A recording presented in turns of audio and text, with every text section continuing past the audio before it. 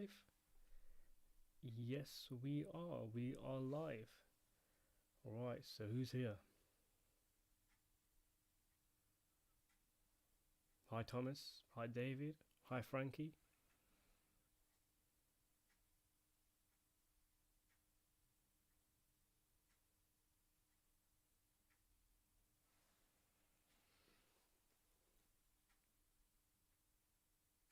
Hello, Martin. So, yeah, today was supposed to be, well, not supposed to be, is about Bad Lieutenant, the 1992 Abdul Ferreira film. But of course, we can talk about any other film as well. But I guess we're going to have, as promised, a significant portion of our discussion dedicated to that film. So, did anybody actually watch Bad Lieutenant since the last live stream?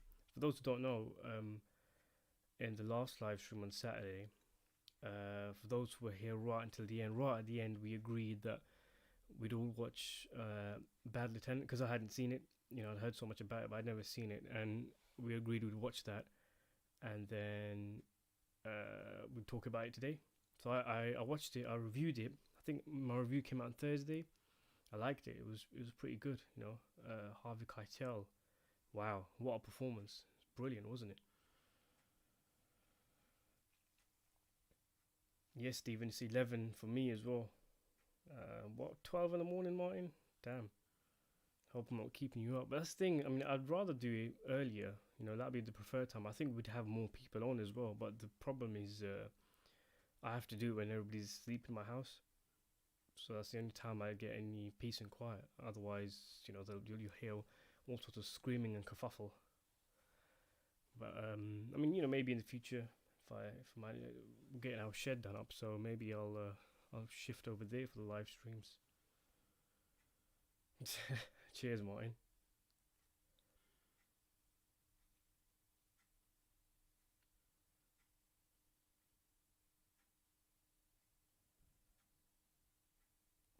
So how's everyone doing? How's everyone doing on this Saturday night, morning, afternoon, whatever it is, wherever you are, with what's happening globally around the world, with what's happening locally in your area? What's cooking? Howdy doody, diddly doody.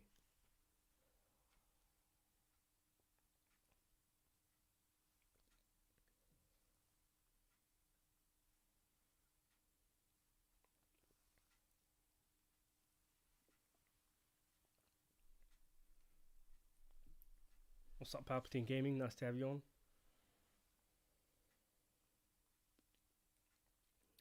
The bad guy OD Dance is asking, when does The Sopranos Many Saints of Newark come out? At the moment, uh, February, February of next year. That's the latest news I've heard. Maybe even March. But of course, with what's going on and all the virus stuff, it could be delayed even further. But at the moment, what we've been told is February of next year. I think they are done. Like the film is finished. It's just the case because it was going to come out in just a couple of days, wasn't it? Or at least a couple of weeks. September was the original release date. September of this year. So you know, we were just a few weeks away from the original release date, but you know, because of what was happening with the virus and all that, the lockdown and all that, like with many movies, it had its release date delayed to February. Maybe it's for the best, you know, because they were working on reshoots and stuff. Maybe it gave them an opportunity to work on some stuff they needed to do.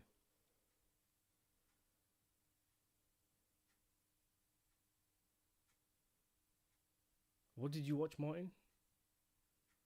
Oh, I guess Bad Lieutenant. Yeah, I thought you was you were gonna hit us with a big reveal saying you watched The Many Saints of Newark. I was gonna be like, what? You've already seen it?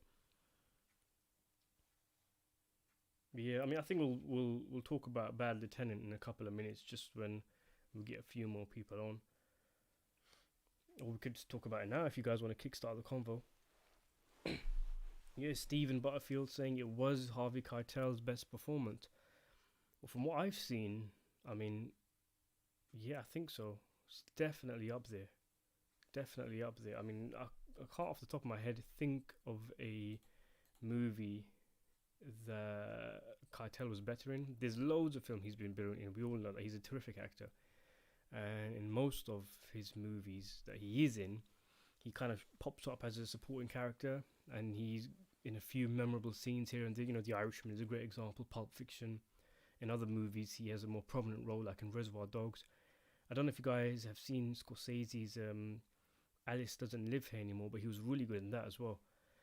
But obviously, Bad Lieutenant is like his film, isn't it? It's all centered around him, his character in the movie, and his performance is the thing that stands out. The film relies on his performance. And if you look at a few interviews on how it was made, Keitel actually said the inspiration for, well, him being in the film, not the inspiration for the film, the inspiration for him being in the film was that he was actually looking for a lead role. So he was searching up and down for a role that he could be the main character in. And I remember hearing that he said in an interview once that he read the script, I think about 15 pages in or something. He thought it was shit and he threw it in the bin. So can you imagine that? It's hilarious, isn't it, how things work out? That Keitel's best performance in a film, the film that he'll probably be remembered for more than any other, the film that he should have got at least nominated for an Oscar for, is one that originally he threw the script in the bin for because he didn't want to do it. And the only reason he took it back out, I think it was because he couldn't, nobody was offering him any other, he basically didn't have anybody offering him better roles. So he went for it. And he was saying that when he read the script, the movie only made sense. And I think this counts for the rest of us as well as people who are viewing the film. The movie only really made sense when he got to the scene with the nun, where Keitel speaks to the nun, and then a lot more of what's inside Keitel comes out, doesn't it?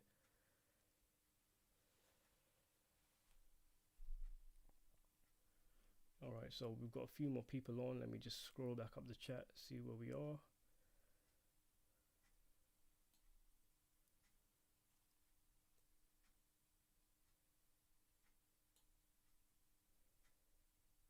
Oh, Davin King, nice to have you on. We missed you last week. It was a good live stream last week, I think it was. Thomas Walsh, 6 p.m. where I am. Doing good yourself? Yeah, I'm good. I'm good. I'm tired. I'm cold as well. Where I am at the moment, it's really cold, and I can't turn the heating on because I'll wake everybody in the house up. So we've got Brian Lamar and Dabbing King talking about Chadwick Boseman. Yeah, I had no idea he was even ill. Did you guys know? Because yeah, I had no idea. It was quite a shock, you know, just to wake up and to hear that he had passed away. Very sad.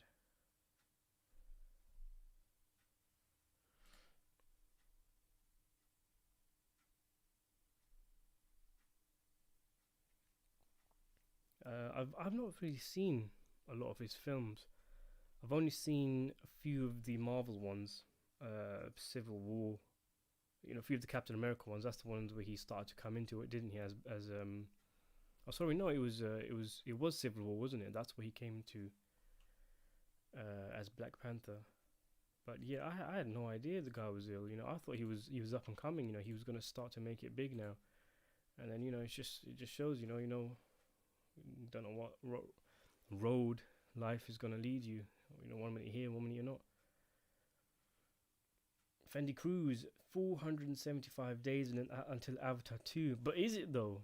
You know, we've been saying that for what, 10 years now. Yeah, but you know what? Seriously, I am looking forward to Avatar 2. I know people have their comments to say about the film, about the fact that the first one, you know, didn't have much of a story, all these kind of things. But I mean, I am in the camp that I would rather James Cameron was making original movies, like he was just picking projects here and there, like he's done in the past. But he said he's only going to be making Avatar movies from now on, which is a bit disappointing. But if that's what he wants to do, that's what he wants to do. And you know, I'd prefer he makes other films, preferably R-rated films, you know, action films, adult films, you know, for mature audiences. But if he wants to be making Avatar films, you know, I say hey ho to him. But I'm actually really looking forward to him. You know, James Cameron, everybody doubts him, but he just blows everyone away when he, you know, he pulls out the Titanic and it becomes, you know, the biggest film in the world. He pulled out Terminator 2, made a sequel to Alien that perhaps in many people's eyes surpassed the original classic film. I mean, this guy's a fine, fine director, and from the stories we're hearing about behind the scenes of Avatar 2, I do think, honestly, we're going to be blown away by what he's got. It's just a matter of when is it going to come out, but you know, who knows? The wait will probably be worth it.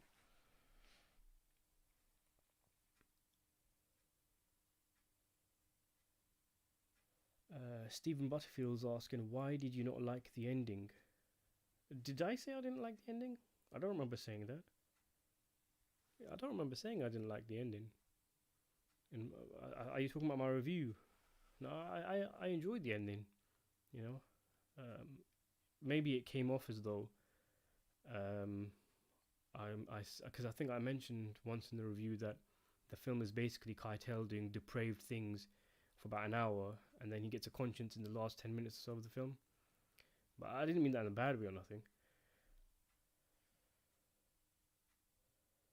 Can't wait to see him in the new Lansky movie, says Thomas Walsh. Yeah, I mean, I've said quite a bit about this film, the Lansky movie. I've got reserved expectations. I'm not going too crazy because you never know really with gangster movies these days. I'm hoping it's good, and I'm hoping he's in it a lot, and I'm hoping I mean, I was going to say I was hoping his performance is good, but it's going to be good, isn't it? You know, because Keitel can play these kind of roles in his sleep.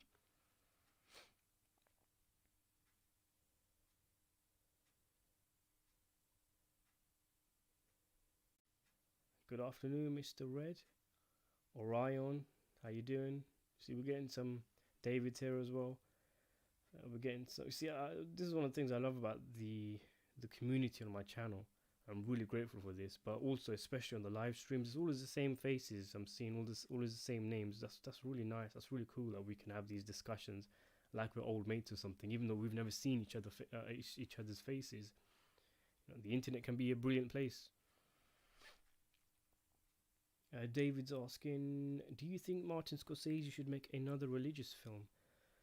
Personally, for me personally, no, because what I found is that his religious movies, I mean the ones that are clear-cut religious films, you know, because you can make an argument that even that, you know, Goodfellas is a religious movie, or he sprinkles religious themes into all of his films. But the clear-cut religious movies like Silence, Last Temptations, Condemn, these kind of films haven't interested me that much. Silence was a good film, but Condemn I thought was a bit vanilla, a bit bland. So yeah, I mean, I prefer he tackles new things. You know, I've always wanted to see a Scorsese western, and that's what we're getting next. The Devil in the White City project sounded really good, but I don't think they're doing that anymore because Killers of the Flower Moon would be too similar because they're focusing on the murderers, aren't they? And it's basically a serial killer movie, and so would Devil in the White City be a serial killer movie. So what would be the point doing two in a row? I don't see that happening. But yeah, I just want to see Scorsese dabble in different things here and there, you know. Preferably things he hasn't really done so far. I mean, I know we're never going to see a Scorsese sci-fi film, but I don't know, war movie maybe?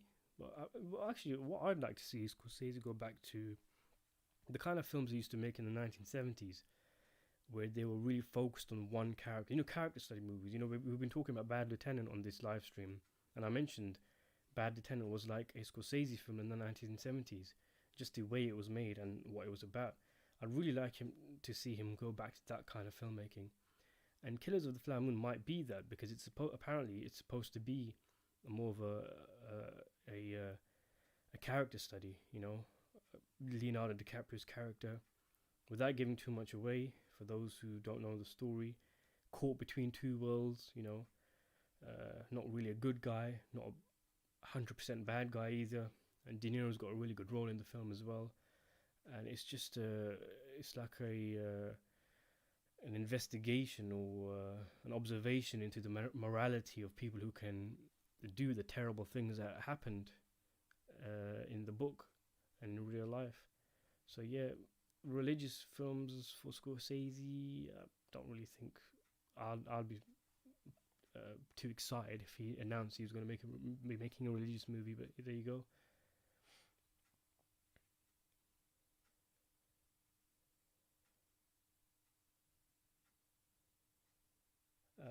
Ryan's asking, have you seen Harena Luna? If so, what do you think? No, I haven't. I don't actually know what that is. Mr. Red, I really enjoyed your Bad Lieutenant video. Great content and explanation of the film. Thank you very much, Mr. Red.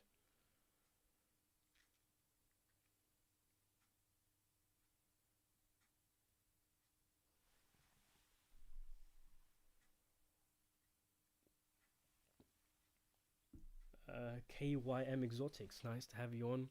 Is asking, what do you think of the ending season of The Sopranos, with the orange cat looking up at the picture of Christopher? What was all that about? Well, who knows? You know, it's these things are always up for interpretation, aren't they? I've heard some people feel that this is Christopher, like reincarnated or something, or some kind of symbolic manifestation of Christopher. You know, because Paulie got creeped out by the cat, didn't he? And as you mentioned, he kept looking up at Christopher. You know, who knows?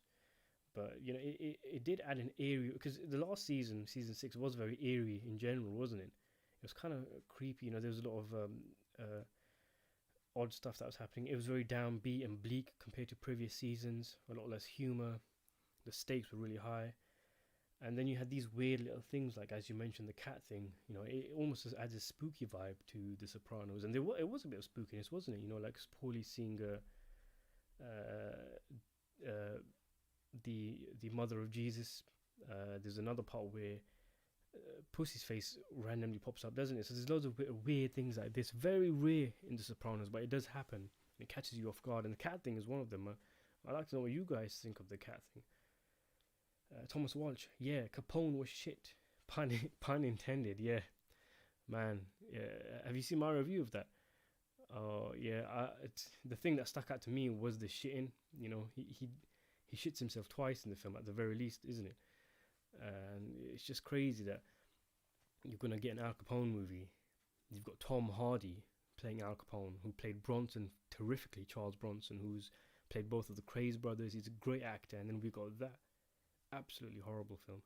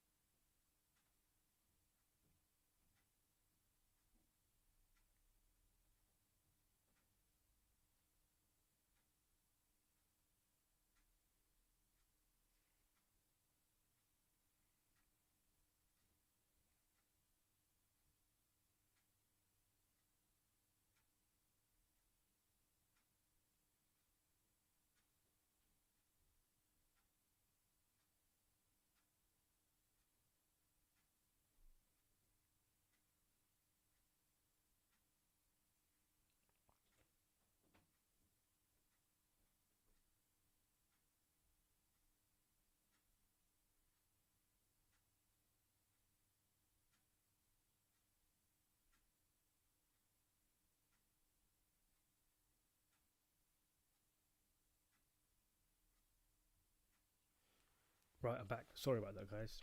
Really sorry. Left you there with no sound. Boring you to death for a minute, but I'm back. Right. What if Scorsese was an actor instead of a director? Asks David Salgado. Well, I don't think he'd have as much of a good as career, obviously. He's a legendary director, isn't he? But he is a good actor. You know, his cameo in A Taxi Driver was really good. He was a really weirdo in there. He's had a few bit parts here and a lot of them in his own movies, like in King of Comedy. And he actually has been in a Akira Kurosawa film. You know that film he made, Dreams? I haven't seen it, but he played. Can you believe Scorsese played Vincent Van Gogh in a movie? If you look at a movie, I think it was made in 1990 by Akira Kurosawa called Dreams or something like that. He actually played Van Gogh, so that's an interesting one. When you die, Senor, when you die, Senoran, Dabbing King says, I'm gonna make a statue of you outside Scorsese's house as you are a legend. Why, thank you very much, Dabbing King. We should make a statue out of you. How are you gonna make a statue out of me if you don't know what I look like? Are you gonna make a statue of visualization, sorry, of what you think I look like, or what you believe my videos would symbolize what I look like? Mr. Red, Bad Lieutenant is very inspired by something Scorsese would have conducted. Yeah, I agree. You know, it's very much in the milieu of movies like Taxi Driver, Raging Bull, those kind of one centric character studies of the 1970s and sometimes 80s that Scorsese used to do. I think he could have directed it even, and he probably would have done an even better job. Favorite Kubrick movie? Ash Harry asks. He's done some great films. Top three for me would be A Clockwork Orange, 2001, and at the top, and the only reason I say this so quickly is because somebody asked me this on a previous live stream. At the top, I'd have Barry Lyndon. Not usually the choice that most people go for Kubrick, but that film for me was incredible. I absolutely loved it.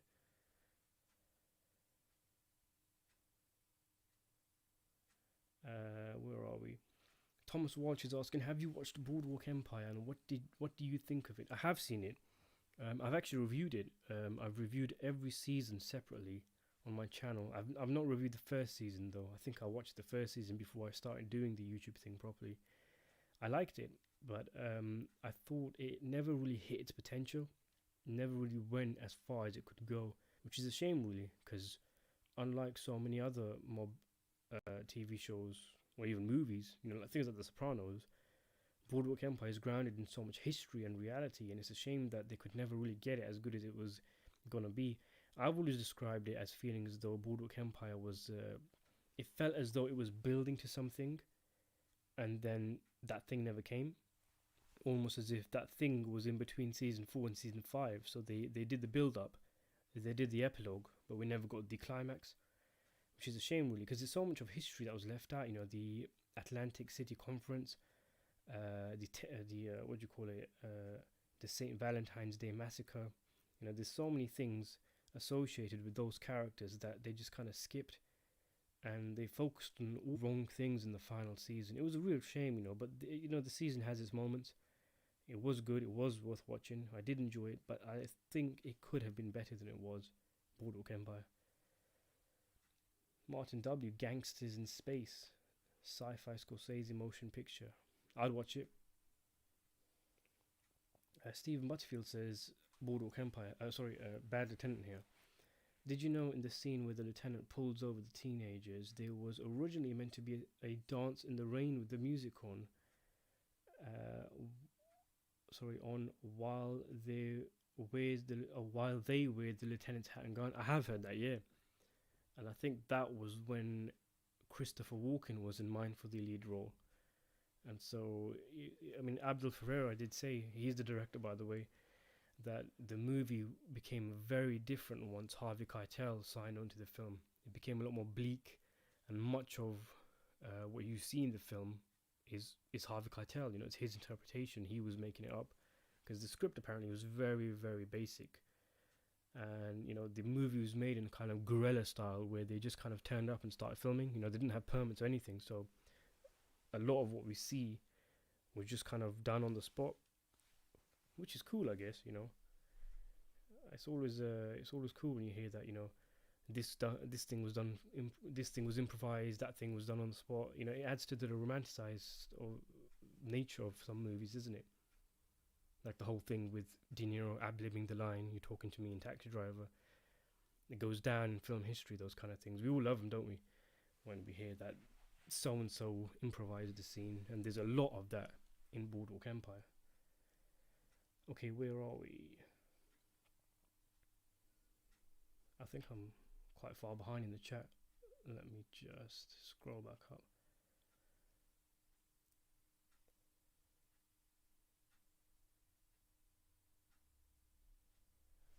Orion's asking, for the new movie Killers of the Flower Moon, what do you like to see how the movie goes? I don't really understand the question, to be honest. Yeah, Mr. Red, great series, one of the last HBO series I was really into. Thomas Walsh, yes, I loved Boardwalk Empire. Yeah, we've got a lot of fans here. I mean, I loved it as well, don't get me wrong. But I just think it could have been better.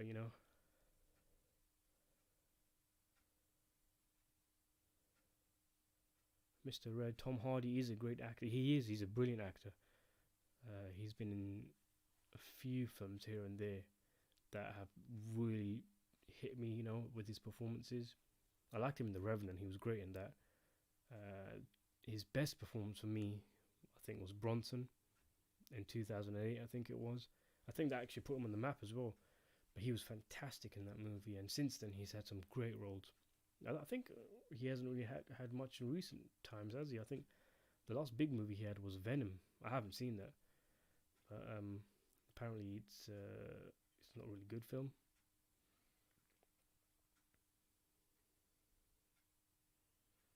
Dabbing King's asking, where do I do all these lives? I do them in my house in a room where I basically do them downstairs while everybody's asleep, and occasionally there's things that go on in the background and I have to sort them out. So yeah, that's the reason for the silences that come every now and again. I'm sorry about that again.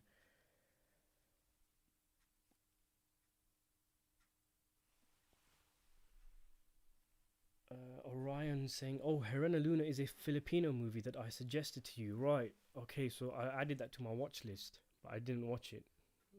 I'm actually struggling to find it. Bad Lieutenant is pretty easy to find. I got a copy of that very soon after the live stream and I watched it, but it's hard to find a Filipino movie, to be honest.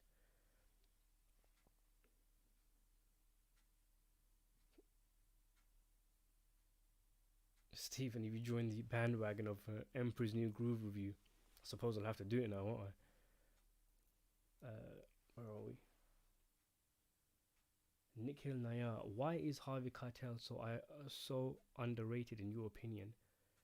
With his massive filmography, including hits like Taxi Driver, Bad Lieutenant, Copland, Bugsy, I think Hollywood underused his talent and craft.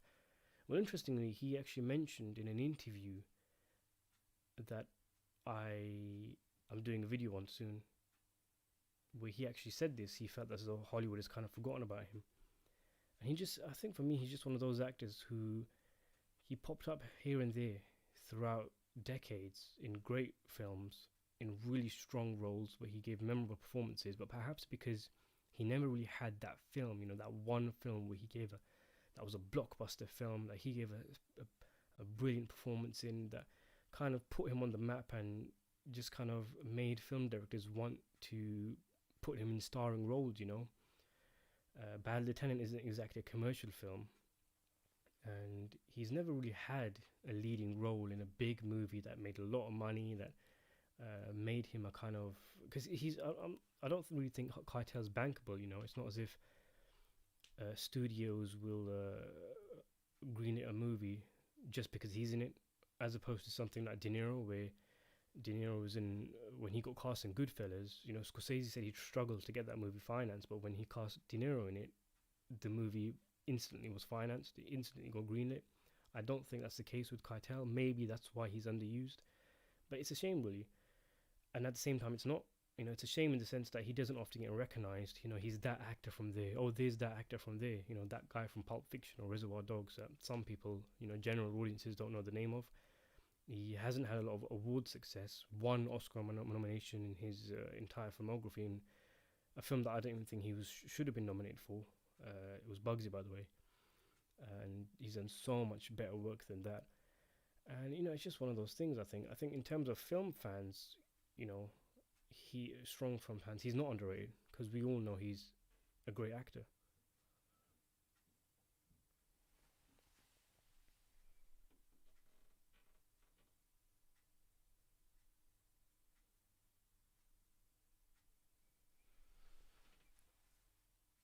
David Salgago's asking, do you think Peter Jackson should make more movies? Yeah, I mean, he's got a creative mind. I think maybe he should take a long break after the Hobbit films and just kind of go for something he loves, a project he has passion for, and make sure that he has the time in pre-production, because we all know the horror story of how they made the Hobbit movies, and there was so much stress and tension on set. They were just making it up as they went along, weren't they? But if you look at Peter Jackson's movies from the 90s, like The Frighteners, Brain Dead, this is a creative mind. And the Lord of the Rings movies were incredible. And, I just hope that we get to see that level of creativeness again from him. Because the Hobbit, I thought the Hobbit movies were absolute shit. I hated them so much. They were crap. But the more I learn about the making of the Hobbit movies, the less I'm inclined to blame Peter Jackson, even though I originally did.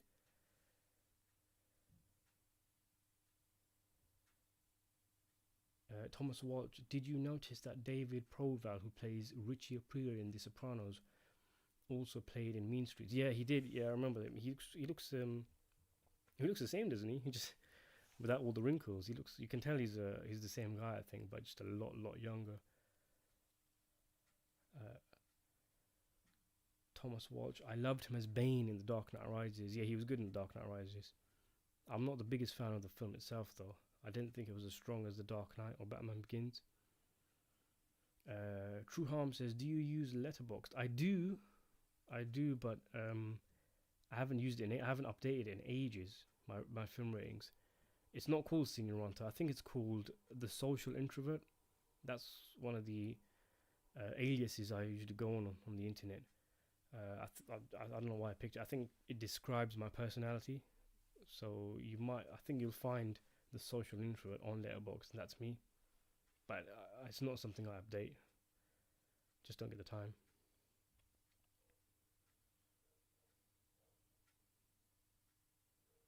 Stephen Butterfield's asking, do you think the bad lieutenant takes drugs to block out guilt and loneliness? Yeah, I mean, I think, as with most drug users and abusers, it comes from a place of hurt. There's a gap in their life, whether that be guilt, loneliness, pain, some kind of trauma, suffering, failure to reconcile something that happened in the past, and they go to drugs. And as with any addiction, once they get their fix, they start to go back to it, and again and again and again, and they need it, and they need more and more of it. And as we see in the film, it just gets worse and worse and worse, doesn't it?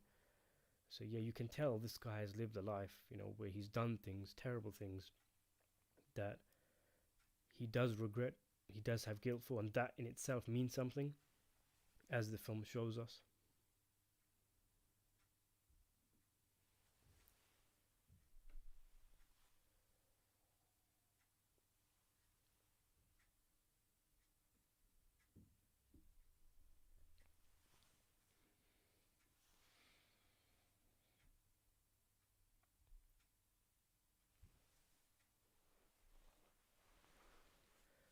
Orion saying, I'm sorry, I meant to say, in the movie Killers of the Flower Moon, what do you like to see or expect from the film? Well, I hope that the production design is really good, because I really enjoyed the production design of films like Gangs of New York, The Age of Innocence, and those Scorsese films set in period times, olden day times. I hope that it's not just a case of actors in the foreground with loads of CGI in the background, which is a possibility given that Scorsese uses a lot of CGI these days. I hope we get strong performances from De Niro and DiCaprio. I hope it's a good character study film. I hope it's emotional, because when you look at what happened in the film, I hope it really hits us emotionally. And I hope it's got good music as well, because Scorsese isn't really that kind of film director who uses music, like orchestral music, film scores, he uses soundtracks and stuff like that. He's not going to use it for this film, obviously. But the films that he does use scores for, which aren't many, I tend to really like the scores. And I'm hoping we get some film composer, a really good one who just kind of goes to town on Killers of the Flower Moon. Makes a really good soundtrack.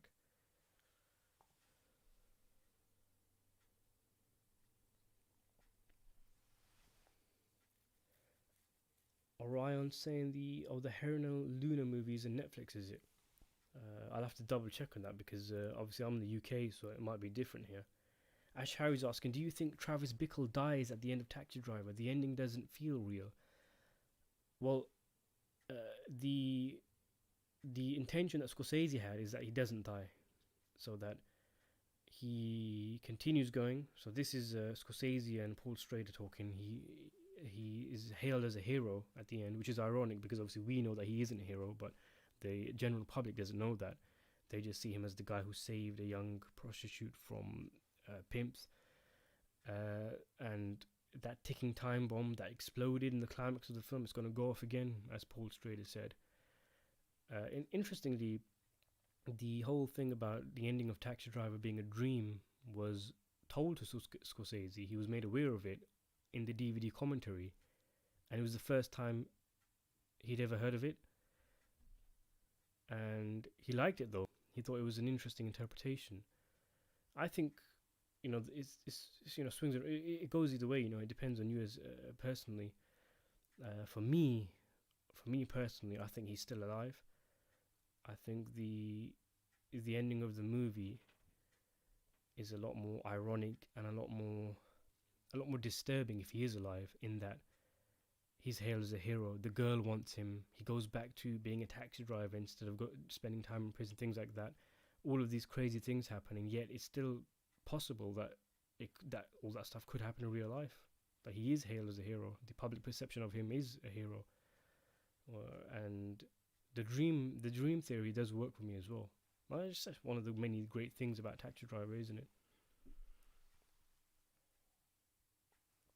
Bad Lieutenant is an independent art film for sure, and Harvey Keitel is truly underrated from my perspective, says Mr. Red.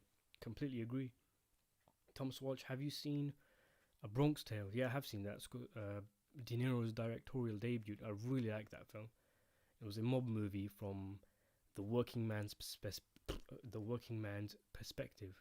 Very different, unusual movie when you take into account all the gangster films usually focusing on mob bosses and mob underling, things like that. But here we got a movie that was centered around people who are affected by gangsters who operate in the neighborhood. So, and there's some really strong scenes in that film that I still remember, even though it's been years since I've seen it.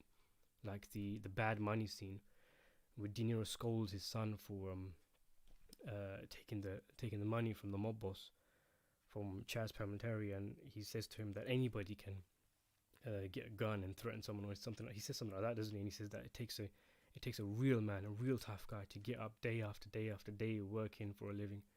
I thought that was a really strong scene that really resonated with me.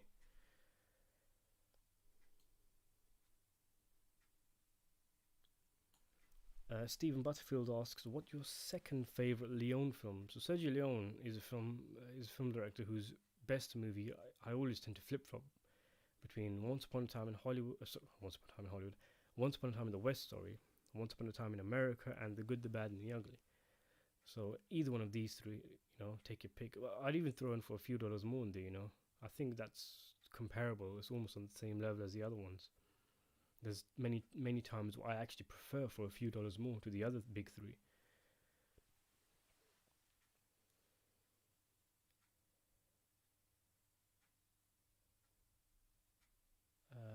Mr. Red is saying, and Abdel Ferreira is insanely dark, but a brilliant director. That's a mad genius.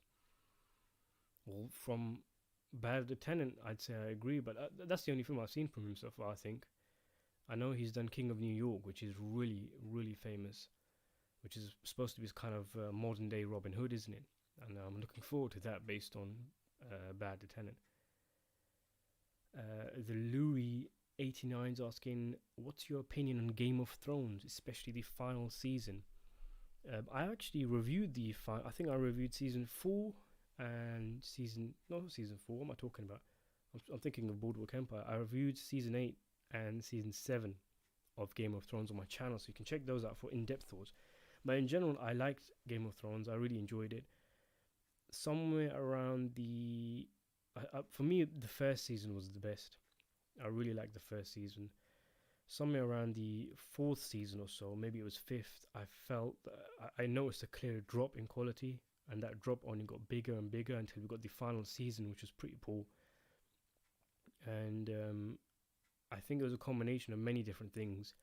One of which was that they killed off most of the interesting characters, and when I say interesting characters, I also mean the better actors. So who we're left with in the show are not really good actors, and also they caught up with the books, didn't they? So they had to start kind of making it up on their own, with a few pointers here and there from the book author. But one of the things I noticed was the dialogue was really bad, as in it kind of felt like the way teenagers talk, that kind of pseudo Victorian prose that they used in the first few seasons of Game of Thrones was gone, and that was a big reason why it felt so real, why you could get immersed into Game of Thrones. And the writing was all over the place, characters teleporting here and there. There was just so much ridiculousness the more this show went on, and then it just kind of poof in the final season. I actually expected it to be bad, the final season, that. I actually mentioned this in my review, where a lot of people were, they couldn't wait to see how all of this ended, but for me it was kind of like, the pennies dropped, or the Emperor's new clothes. See, that guy Andy, he's making me think about Emperor's New Groove, but the Emperor's New Clothes kind of situation, where Game of Thrones was kind of exposed in a way, in that the later seasons like 7, 6, 5 were riding off the success of the earlier ones, in my opinion, obviously, and then all of that kind of got exposed in the final one, where it was clear to everyone, this is shit.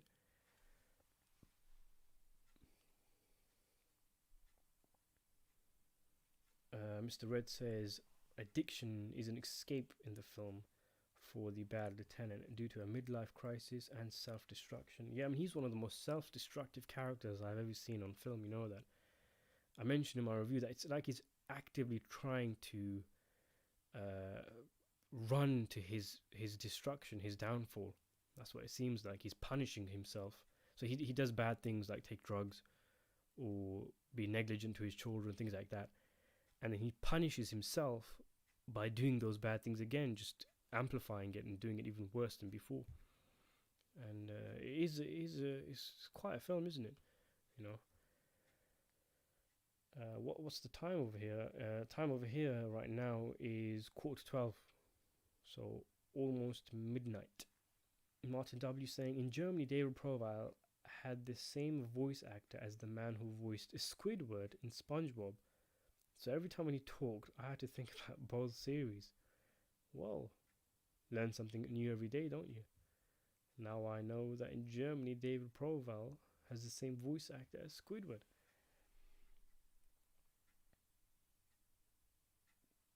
By the way, I know this is going to sound weird, but on a semi-related note, I can do the SpongeBob SquarePants laugh. This is a bit of a party piece. Do you want to hear it? I'm probably going to wake everybody up in the house. Wait, hold on. Did you hear it? I'm not going to do that again. I didn't do it properly, but I can't really do it properly because it's going to be too loud. Dabbing King has donated £1. Thank you, Dabbing King. You're always there for me. My number one fan. From me to you, a legend, says the Dabbing King. No, mate. You're the legend. Right? You're the legend. Stephen Butterfield, do you think there are any meaning behind not giving the bad lieutenant a name? I think so, yeah. I mean, there's many things that can come from it. In that, one thing, I guess, would be that this is not one man, this is many men, as in there are many people who could be in this situation, many people who have been in this situation, who are going to be in this situation.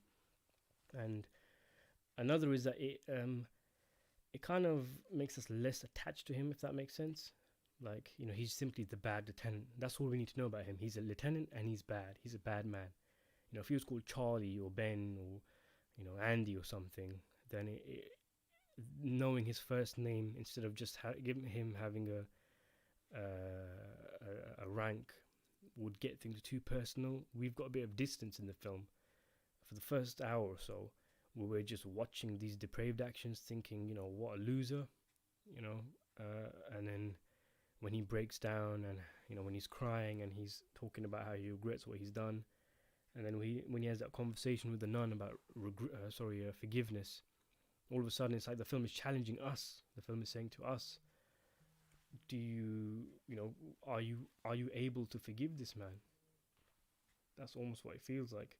So one of the things I mentioned in my review was that I felt as though what the nun did to the rapists in terms of forgiving them, seeing them as victims, the film was trying to get, or at least challenging us to do to Keitel's character, as in it's almost saying, can you see this man after all you've seen of him as a victim? Can you forgive him? Can you be on his side? Can you see where he's coming from?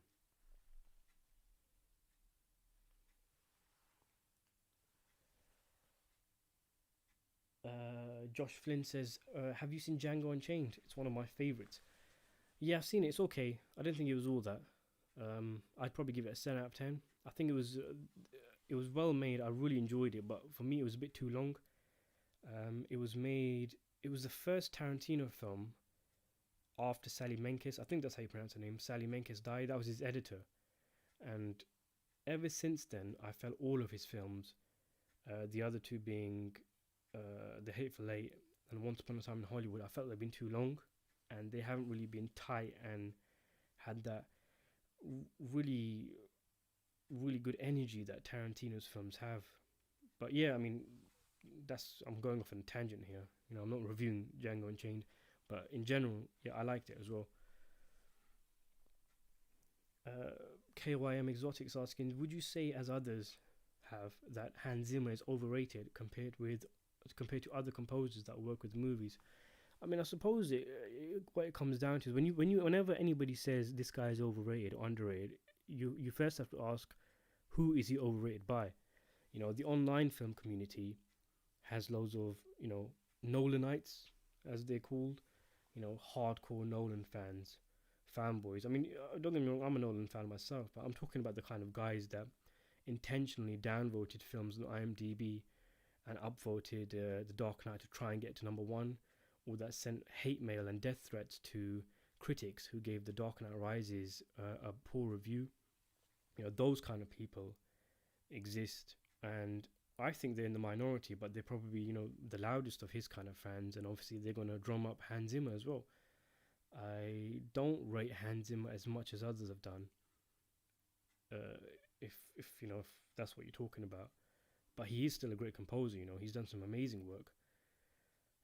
But when people say he's the best, that's where I think, right, now I disagree with you there. And it's only when someone says he's the best composer of all time, that's when I kind of think, right, no, in that sense, he's overrated. But he's still a good composer, he's a great composer.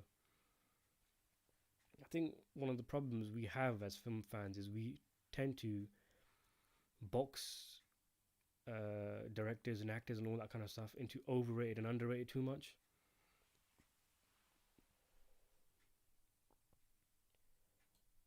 Mr. Red, De Niro and Leo working again, and maybe Leo will get his revenge from This Boy's Life onto this latest Scorsese project with De Niro and Leo. I was going to say something there, but I can't. Because obviously, I mean, I'm guessing you haven't read the book or don't know the story, but the comment you just made is very interesting, but I'm going to leave it there for the sake of spoilers. KYM Exotic, Shutter Island. What was your interpretation? As everyone has their own on their first watch. For me, I mean, I think the film makes more sense, as in he was always a patient and he was crazy.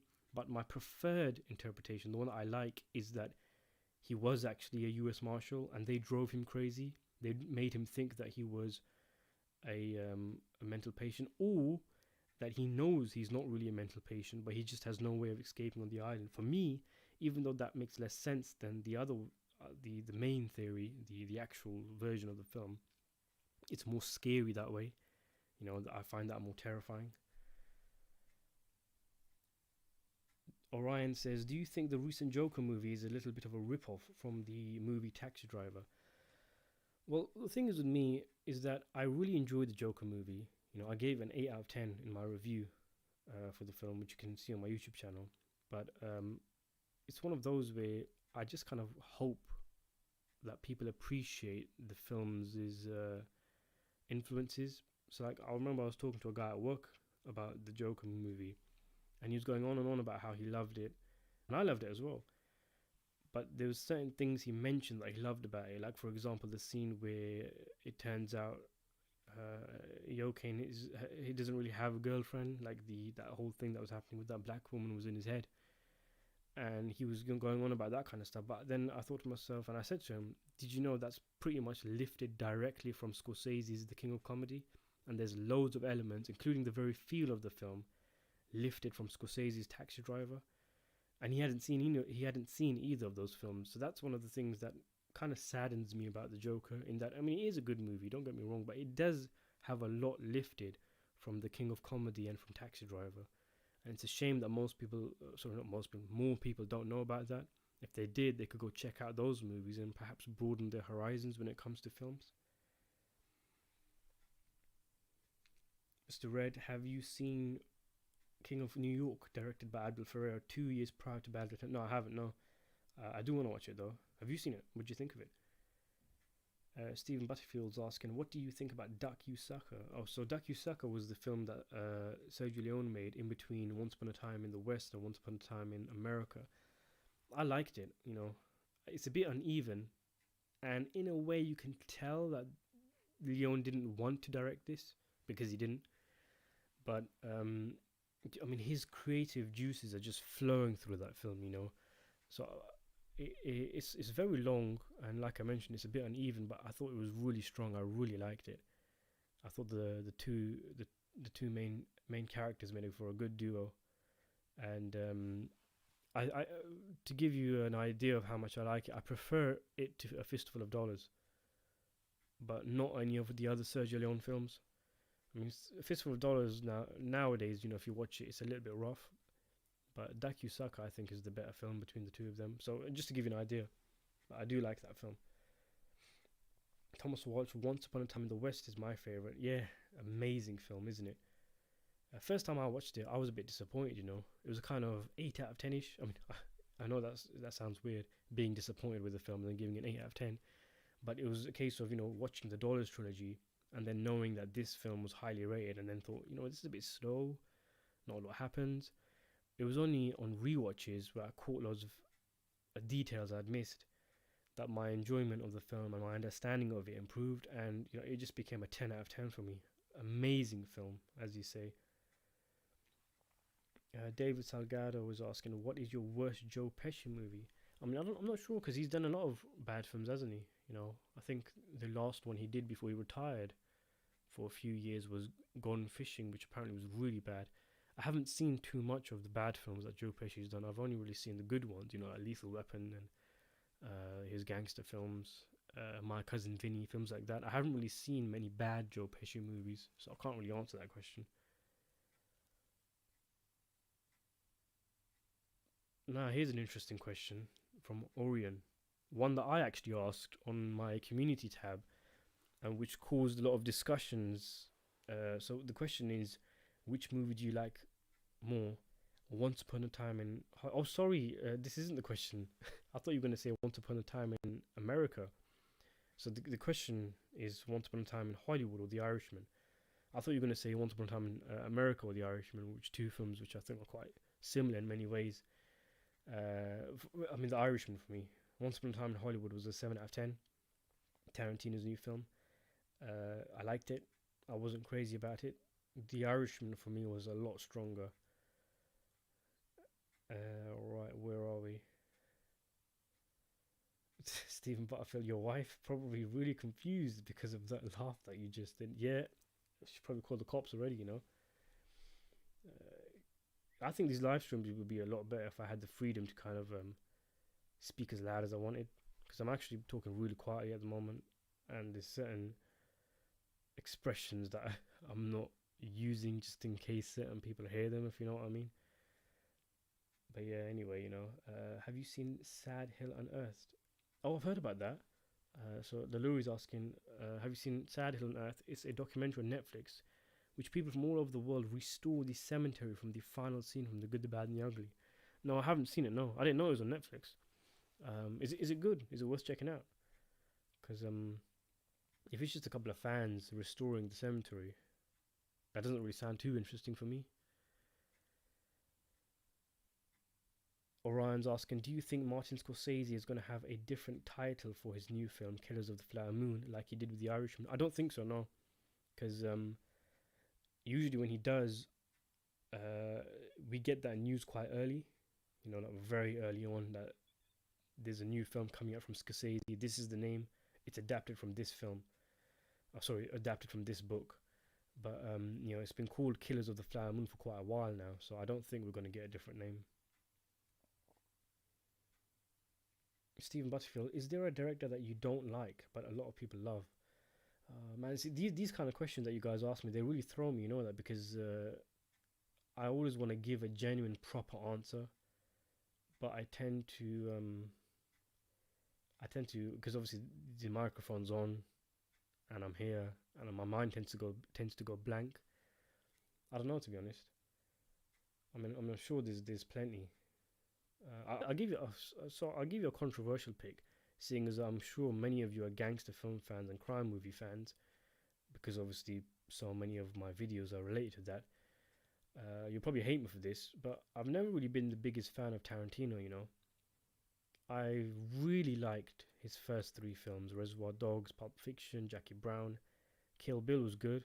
It was a really good mishmash of different film genres and stuff, and it kind of encapsulates what kind of filmmaker he is. I have problems with the rest of his films, which range from really good to terrible, like that car movie he did with Kurt Russell.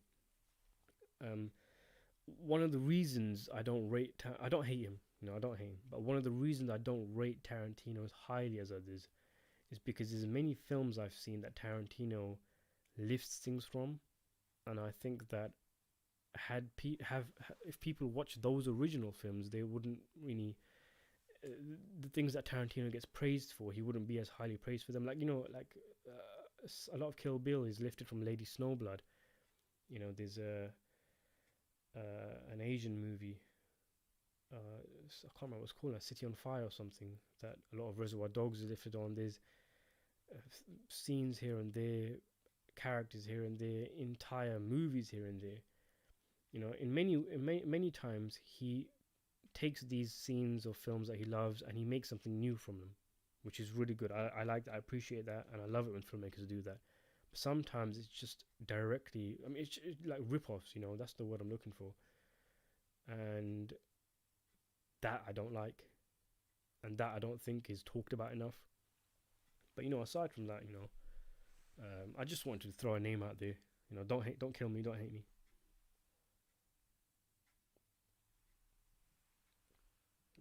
So Laluri89 is recommending Sad Hill Unearthed. You would love this as a Leone fan.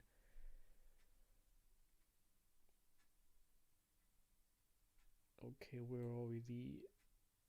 The chat is running away from me now. Right, okay, where are we? Stephen Butterfield's asking, would you like to see a comedic remake about Bad Lieutenant? I feel as though you're about to mention the Nick Cage one, are you? I've heard that the two aren't really related, but they do center on a depraved lieutenant. And I was going to say second one, but again, they're not related, are they? But Werner Herzog's one is supposed to be a lot funnier, isn't it? There's a lot of dark humor in it, from what I've heard. I haven't seen it, by the way. I do want to watch it though.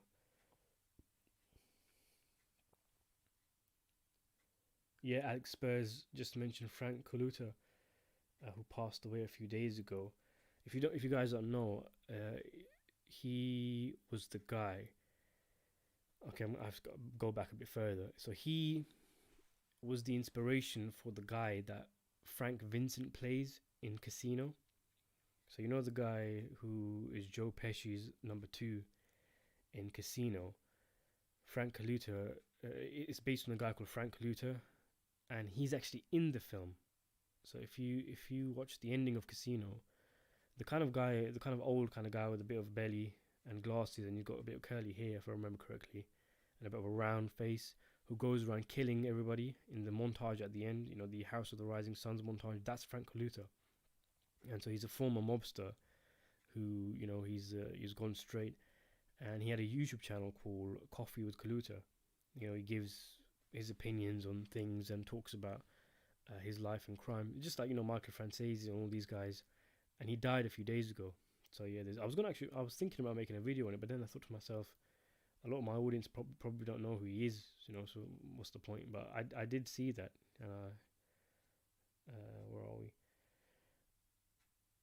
One thing we can all agree on, says Martin W. The Cineranta is underrated. Thank you so much.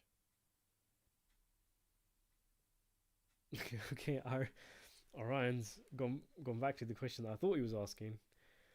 Okay, which one you love the most, Once Upon a Time in America or The Irishman? Lol. Well, this may come as a surprise to you guys, and it is a close thing. It's not hard. It's not like I choose this in a heartbeat. And there might be days where my opinion is reversed, but I will probably pick Once Upon a Time in America over The Irishman. I was reading through the comments of that post I made on my community tab where I asked this question, and I noticed a lot of people picked The Irishman over Once Upon a Time in America, and some people were saying that that the people who voted for The Irishman haven't actually seen Once Upon a Time in America, and I wonder how much of that is true, you know, because obviously it's too biased to post a question like that on my YouTube channel because so many people are subscribed to my channel because of The Irishman. But even me, you know, as a guy who's centered almost his entire YouTube channel around The Irishman, Once Upon a Time in America is a bona fide 10 out of 10 for me. Whereas The Irishman is just a step down, you know, just a step down, not that much.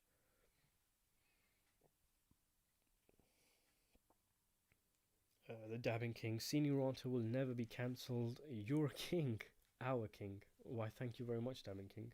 On that note, is there any YouTuber you would love to collab with? I'm not sure, to be honest.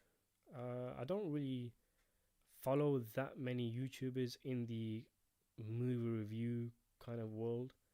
If I did collab, it would probably be because I've seen a few things. Like there was one where I followed these guys who follow action films.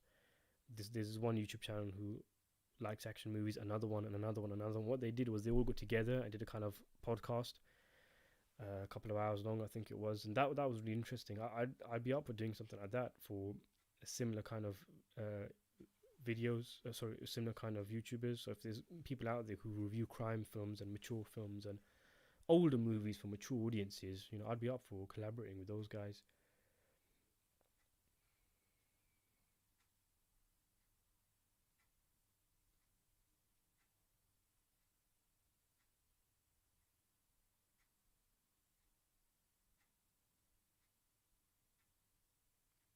Yeah, we've got a bit of a discussion here on Michael Bay. I think this is from that discussion on directors we directors that I don't like that I liked in general. But I don't think Michael Bay is that liked, is he? In general, there are one or two I've liked from Michael Bay, but in general, I mean, a lot of his films are crap, and now I don't follow him at all. Yeah, Mr. Red, I was gonna say the Nick Cage remake is a satire, lol.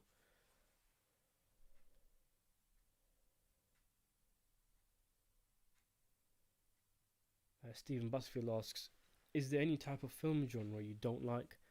Well, I don't tend to watch romantic comedies. And I mean, that's about it from the top of my head.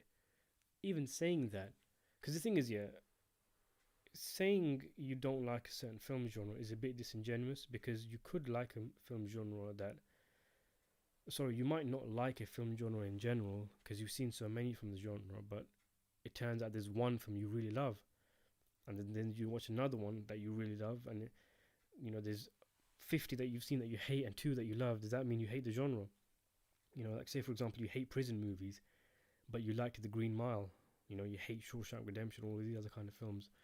The reason why I say that is because for a long time I thought to myself, I hate the horror genre, because I grew up in a household where my older sibling and my mother used to watch films like The Exorcist, and I used to be scared shitless of them. And I stayed away from them when I was older, and I got into movies more. And it was only recently, literally like 2 years ago, where I started to get into horror films, like John Carpenter's movies, the Halloween movies, and all those old slasher films. I got into Italian giallo movies, and now I'm a really big fan of horror movies. I still don't like the whole jump scare things and all those and the ghosts come out behind the closet, all that kind of stuff. But I used to be someone who told himself and told others I don't like horror films, but now I love horror films. So I say to you I don't like romantic comedies, but the reality is I haven't seen that many. But even saying it's just chick flicks, those kind of films, girly movies. I've never really been into that, and I don't think I'm ever going to be.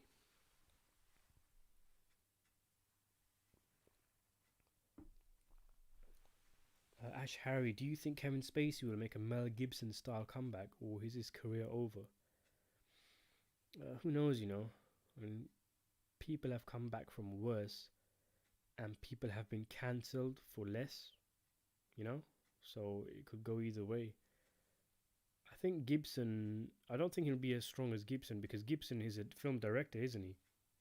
So he could just go to another country and make a movie of his own, go independent, things like that. But Space is a bit limited in his options, I think. I mean, either way, he'd have to give it a few years. Even the thing with Mel Gibson hasn't calmed down that much, and people are still hot for Spacey. People want his head. I don't really follow too much of the actual things that he did. I tend not to look too hard into actors' personal lives. I heard that that thing that he did to that boy, horrible. But if he is gonna come back, it won't be for a long time, I don't think. Davin King, I wish these dive streams would never end.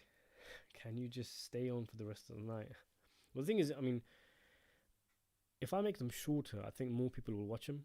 More people will stay on, and when the video gets processed after we finish the live stream, more people are willing to watch a video that's half an hour long than one that goes in 2 hours. I kept saying last week, didn't I, that I'm going to keep this short and sweet, and I think the last one was the longest out of all of them. So I didn't even bother to start off with that excuse, or yeah, I'm going to keep this short and sweet, because I knew it wasn't going to be short and sweet, even though I wanted it to be. We're already more than an hour in.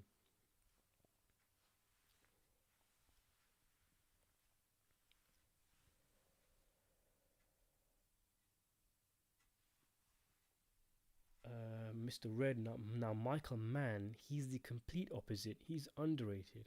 Is he though? I mean, I guess it comes back to that discussion, isn't it? Who's he underrated by? I don't think he's underrated, because I think he's held in really high regard. He's definitely one of my favorite film directors, my top 10 favorite film directors.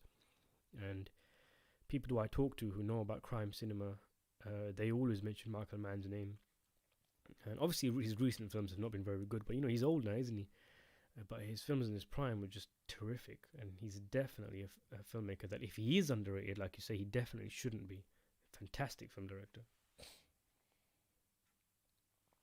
Curved Glass 123 asks, have you ever attempted to write a film script, and if so, did you submit it to an agent? No, I haven't. No, I mean, we all have kind of pipe dreams, don't we? One of them is to write a film script. I do have many ideas in my head, but I suppose everyone does. There's no telling if mine are any better than others. But I'll tell you one thing I did was that I wrote a script for a short film, which I was told to as part of an application process for university, and they accepted it, if I remember correctly. I never went to the university in the end, but that's the only one officially that I've written and I've sent to someone. So yeah. Okay, let me just go back up in the chat. Martin W says, I watched Once Upon a Time in America after seeing the post you made, and I liked The Irishman's ending more than Once Upon a Time in America's. Yeah, The Irishman has much more closure, doesn't it? In the sense that the half an hour, the last half an hour is really dedicated to him in his old age, whereas the Once Upon a Time in America, after 3 hours and 45 minutes, the movie leaves you with more questions than it does answers, doesn't it? Like the whole thing with the dustbin truck. I won't mention, just in case you guys, some of you guys haven't seen it. And then the final scene. In fact, I've actually got a video coming out on Once Upon a Time in America. I haven't scheduled it yet, so I can't tell you when it's coming out. But I'm hoping you guys find it really interesting. A big kind of a big secret in the film. I mean, cool. So this is the thing. I actually mentioned this in the video in the beginning, where I say I'm not sure if this is a secret. I'm not sure if this is known by people, whether this is common knowledge or not. But there's something in the film that is, it's mind blowing, and it completely changes the movie. And yeah, so look out for a video I've got coming out soon on Once Upon a Time in America.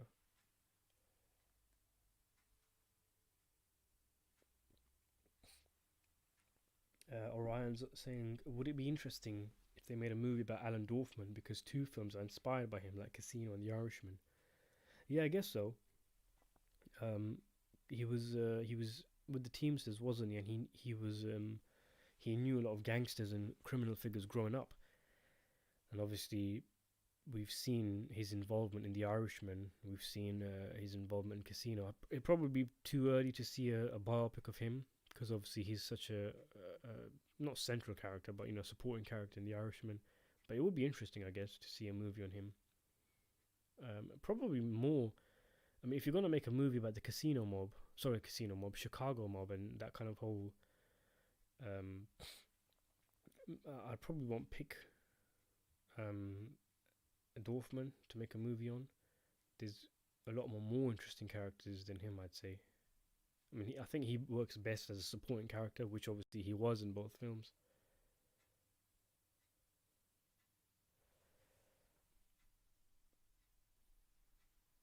What is your favorite movie that won Best Picture? Asks David Salgado. Well, okay, so let me then bring up every Best Picture film,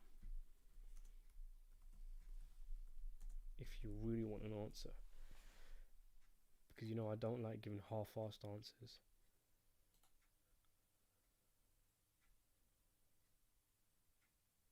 Okay, so let's see. I'll start recently.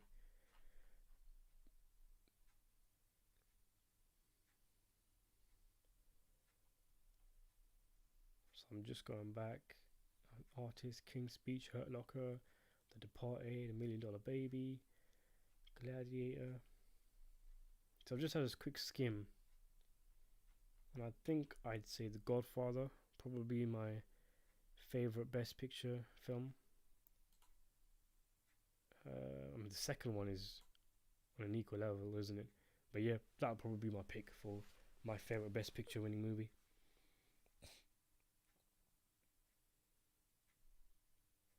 Okay, where are we?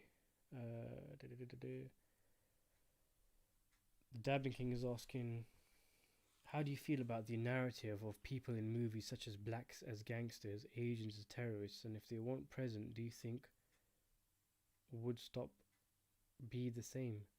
What do you mean, though, in terms of the narrative? Do you mean like stereotypes? So when Asian people are stereotyped as terrorists, like in True Lies, or black people are stereotyped as thugs and all that?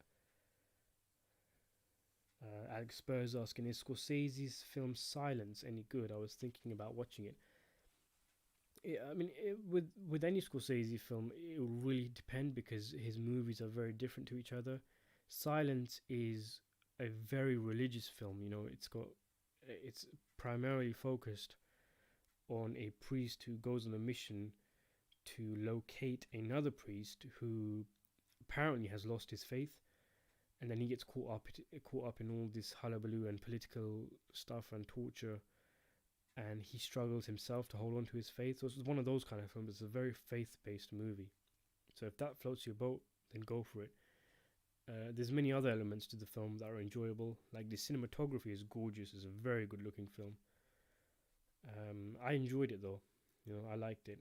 I probably wouldn't see it again. It's not my kind of film, but that doesn't mean I can't enjoy a film if it's not, in the kind of milieu of movies I watch. But I did enjoy it, yeah. Mel Gibson's career hasn't been the same due to his personal issues, but what can you do, says Mr. Red. Yeah, it's a shame, isn't it? Because one of the films I was really looking forward to from him was he was going to make a gladiator film. Now, when you look at a movie like Apocalypto and how authentic and real and raw that felt, to think that this guy who made this is going to make a gladiator film, and at that time he was going to put Leonardo DiCaprio in it as well, for those who don't know, that's big news. I was really looking for it. Was going to be called Berserker, if I remember correctly, but yeah, that just completely finished when all that hullabaloo with Gibson happened.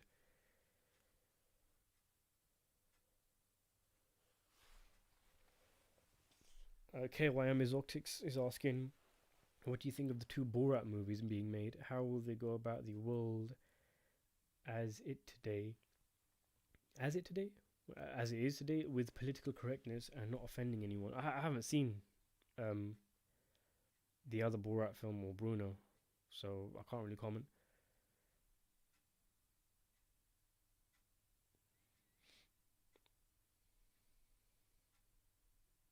Yeah, Mr. Red saying, because there's a good discussion going on here about Michael Mann, brilliant film director. He's saying, yeah, Heat is a masterpiece, one of my favorites. Heat should have won Best Picture of the Year at the Oscars. Manhunter has been named. For me personally, in addition to Heat, obviously, and Manhunter, Thief is really good. Last of the Mohicans is. I don't really remember much of Last of the Mohicans apart from the final 10 minutes or so, which are amazing. One film I don't hear people talk enough about with Michael Mann is The Insider. I actually think that's his best film. I loved The Insider. It's Mann at his peak in terms of all his creativeness, the acting, everything about the film is just perfect. Collateral's another one which is really good, with Tom Cruise in a very rare bad guy role.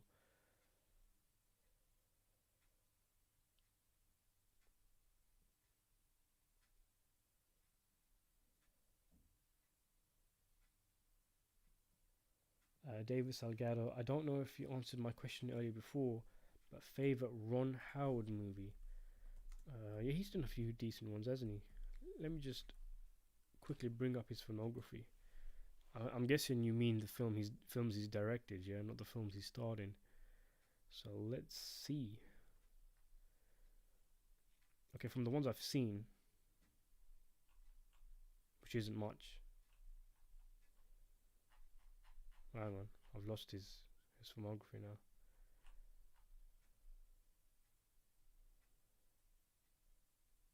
Okay, yeah, he's directed quite a few good films, hasn't he? Apollo 13 is in there. Oh, he did the new Solo movie. I still haven't seen that. Rush was good. I really liked Cinderella Man and A Beautiful Mind. I guess I'll go for one of those two. I don't remember much of A Beautiful Mind. Maybe Cinderella Man. I thought that was pretty good.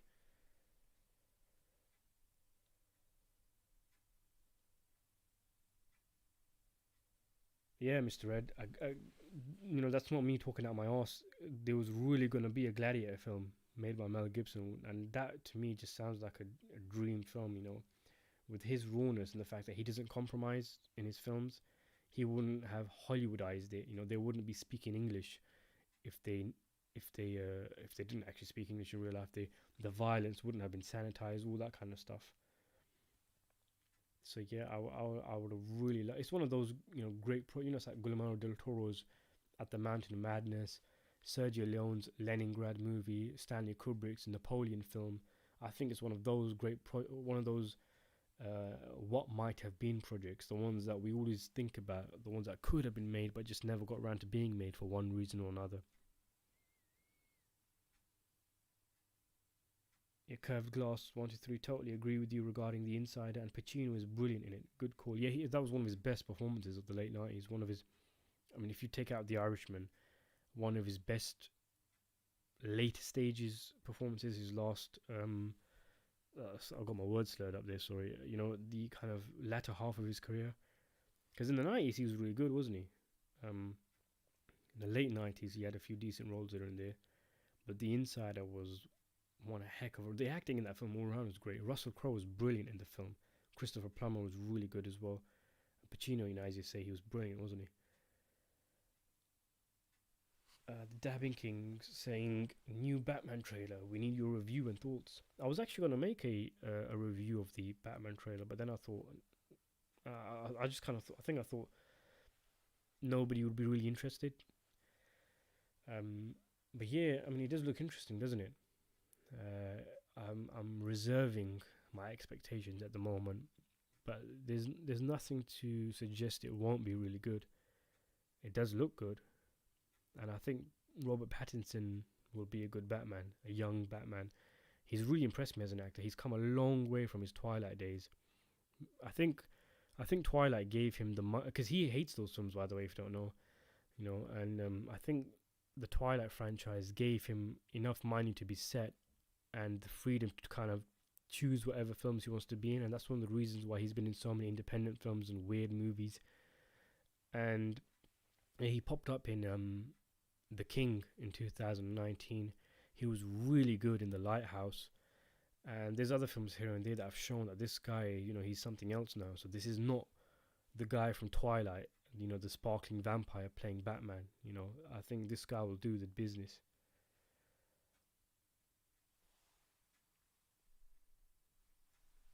Stephen Busfield, have you seen Get Carter? I haven't seen Get Carter, no.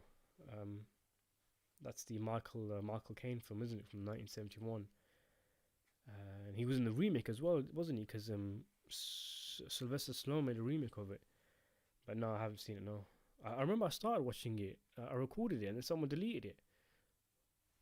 I do want to watch it though. Orion's asking, which movie do you like best, Uncut Gems or American Hustle? I reviewed Uncut Gems. I haven't released it yet though. Uncut Gems or American Hustle? I wasn't a fan of American Hustle. I didn't like that movie. It felt like I was watching a reel of Scorsese's outtakes. It felt like a film trying to be Scorsese but trying to appeal to mainstream audiences at the same time. And it was neither here nor there, and I don't think anybody really remembers the movie anymore. Even though it was nominated for about, 10 Oscars or something, wasn't it? So yeah, I'd probably go for Uncut Gems, even though I'm not crazy about that film either. But I did like Uncut Gems. It was okay for a one-time view. I think I gave it a 7 out of 10 on my review. It's pretty good. Very, the atmosphere was very uneasy in that film. There's people screaming and shouting. The music was grating, and that was kind of the point, wasn't it? To highlight the frenzied nature of the character's mindset at the time in which the film is set. So it was very effective.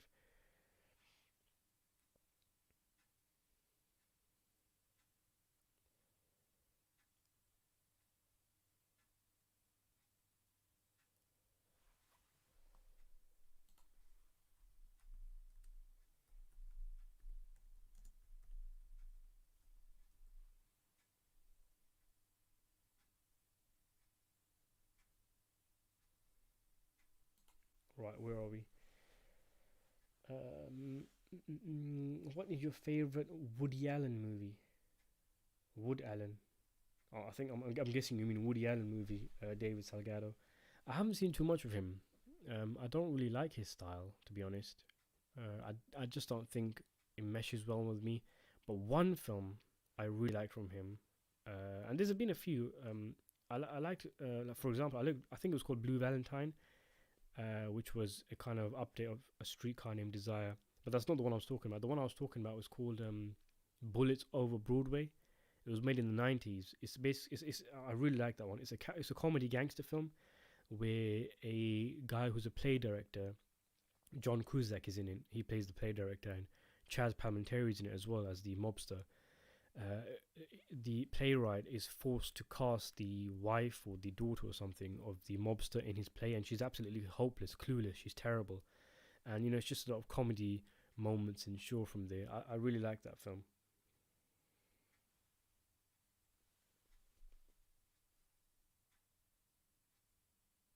Mr. Robert Pattinson has come a long way since his Twilight days. Yeah, he really has. He's one to watch. I think he's one of those actors that we should be keeping an eye out for, both in terms of his performances and what kind of roles he picks. Have you seen Gloria? No, I haven't. Trust me, you will love it. Let me check that out then. Let's see what that is.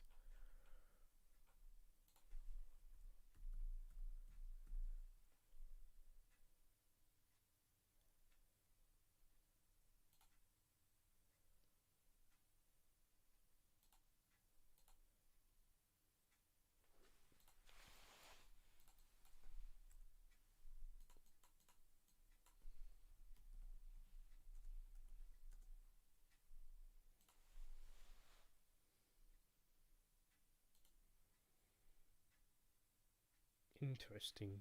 When a young boy's family is killed by the mob, their tough neighbor Gloria becomes his reluctant guardian. In possession of a book that the gangsters want, the pair go on run in New York. Oh, it's directed by John Cassavetes. I can see I've got it on my watch list, so I must have heard of it ages ago. That does sound interesting. Thanks for the recommendation.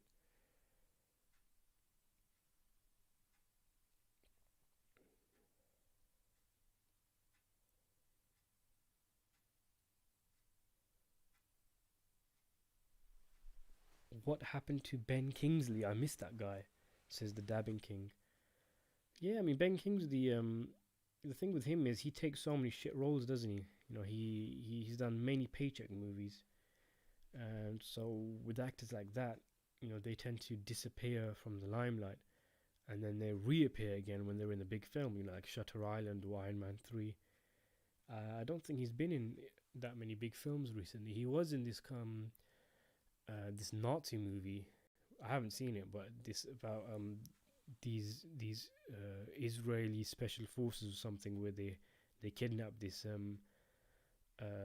Nazi chief from Argentina or something after the war, something like that. But I think that's the last major film he's done. But yeah, we've not seen much of Ben Kingsley, which is a shame, because he's a really good actor. But he does pick really bad films.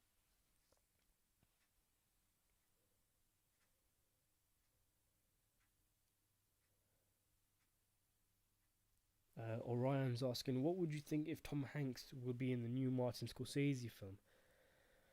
I mean, yeah, Tom Hanks is a good actor. He does tend to play himself a lot, though, doesn't he? Just the Tom Hanks persona. So I'm not sure it would work for Killers of the Flower Moon. I mean, if he played Tom White, I guess you could have that. No, actually, the more I think about it, Tom Hanks as Tom White does actually work. But even still, he wouldn't be pushing himself if he did play that role. But yeah, I mean, it's decent. It's a decent idea. Stephen Butterfield's asking, what's your biggest guilty pleasure movie? Ghost of Mars. Ghost of Mars is a film made in 2001 by John Carpenter. A film that burnt him out so much he didn't make another movie for about 20 years. It's a expensive science fiction film. I think it had a $30 million budget, and it is absolutely terrible. Jason Statham's in it, and so is Ice Cube, and it's horrific. It's so bad. It's so schlocky and B movie-ish, but I loved it. It's so weird to say this, but that very B movie-ish and the very nature of it being bad is what I loved about it. It felt like he was being cheesy on purpose, and perhaps it was because this is made by the same guy who made Big Trouble in Little China, which was a movie that was a B movie intentionally. So yeah, that will be my guilty pleasure movie. In fact, a lot of Carpenter films are guilty pleasures for me because a lot of his later ones, after the 90s, like Escape from LA, for example, that's another one. Another film that technically is very bad, but it's a guilty pleasure because I really enjoyed it. Right, so where are we? Uh,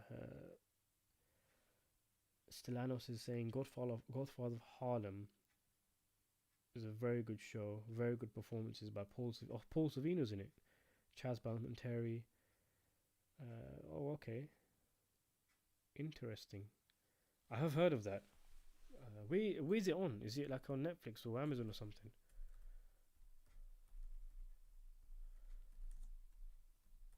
Let me just quickly look that up because I have heard of this, and there's a few people who keep telling me to review this, but I've just never got around to it. Yeah, Godfather of Harlem. A gangster named Bumpy Johnson makes his way in Harlem. Oh, it's a prequel to American Gangster. Oh wow, I didn't know that. That is interesting. Oh yeah, see, Paul Sorvino plays Frank Costello. Okay, Catherine Narducci's in it. Chaz Palminteri plays Joe Bonanno. So these are some. I see Vincent Donor Donofrio. Is that how you pronounce it? He's playing Vincent Gigante, the Chin. So yeah, these are some big names. Oh, Malcolm X. Okay, that is interesting.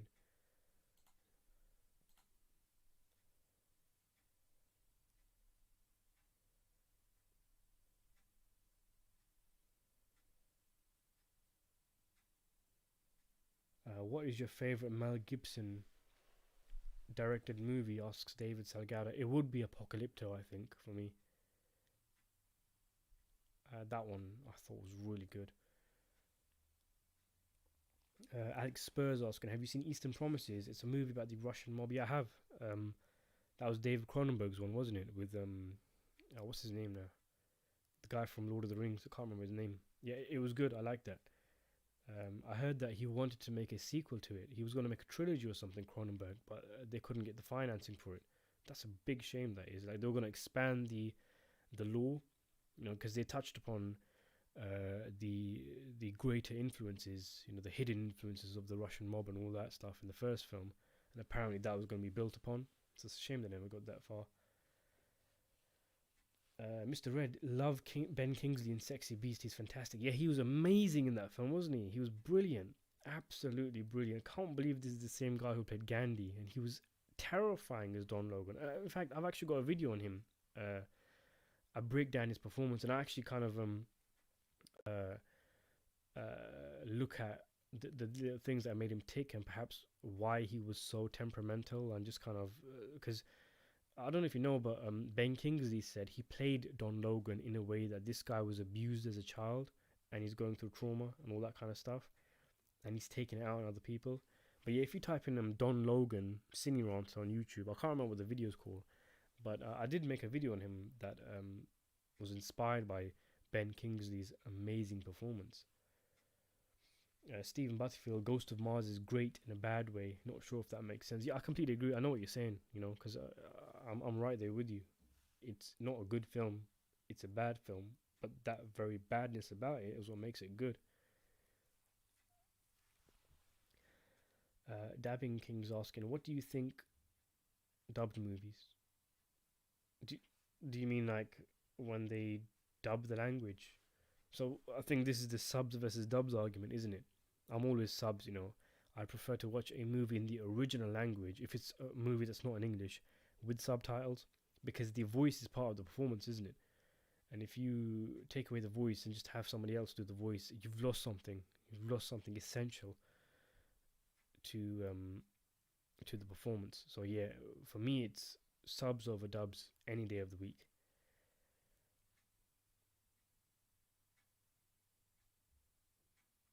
Yes, I'm going to be that guy. Have you seen Menace to Society yet? No, I haven't. No, I was too focused on making sure I had enough time to watch Bad Lieutenant. Because of when we were talking about it in the last review, last live stream. Sorry. Mr. Red saying Ghost of Mars is a B movie indeed, and probably paying homage to Plan 9 from outer space sci-fi movies of the 50s. or related to that style of filmmaking. It definitely seems so, doesn't it? You know, and I mean, I don't know. I can't even explain. I can't even justify why I like it. Why I like Escape from LA and all these kind of really cheesy, shitty little films that they do have heart to them. You know, and they have that kind of B movie essence that makes them lovable. At least they have souls, you know, not like today's CGI filled shitty blockbuster films. David Salgado, favorite Clint Eastwood directed movie. Oh man, he's made a lot of good films, hasn't he? Right, let me look him up then, just to make sure I don't forget. I probably won't be able to give you an answer on one specific one because he's done so many great films. Recently, though, some of his output has not been that good, but you know, to be honest, I haven't seen Richard Jewell and the Mule, which were highly praised, and Sully. Right, let's see. Gran Torino. I really like Changeling. Changeling is a good film. Letters from Iwo Jima, again, brilliant film. I've not seen Mystic River, heard a lot about it. Unforgiven, fantastic western, or anti-western, you know, the final Clint Eastwood western. I've seen High Plains Drifter. The Outlaw Josie Wales was really good. I think I've seen Pale Rider. I think I've seen some of it. To give you an answer though, it would be this is actually quite hard to be honest. I really liked the Outlaw Josie Wales, Unforgiven, Million Dollar Baby, Changeling, and Letters from Iwo Jima. Perhaps because it's the most fresh in my mind, I'm gonna say Changeling with Angelina Jolie. I thought that was a really strong movie. I actually teared up watching that. It was very emotional and very captivating. You know, the story kept you on edge, and you just never knew where it was going.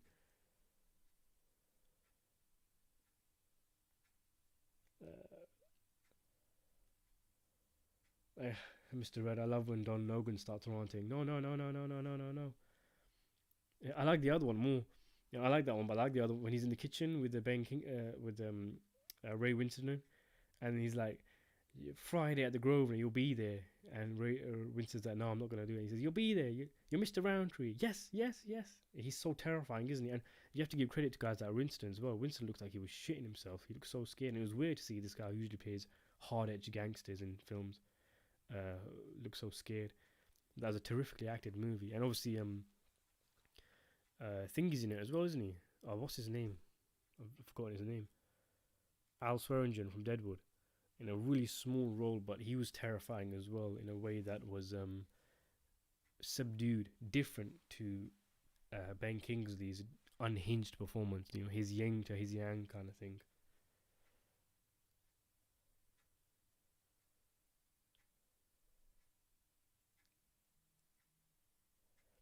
Either Tom Hanks or Kevin Costner as Tom White, says Orion. Yeah, Tom Hanks, I think would be a good pick. I'm not a fan of Costner though. I've never liked Kevin Costner. I find him kind of boring. He's just kind of like a wooden plank in most of his films. Maybe I'm watching the wrong Kevin Costner films, but I've just never really been a fan of him.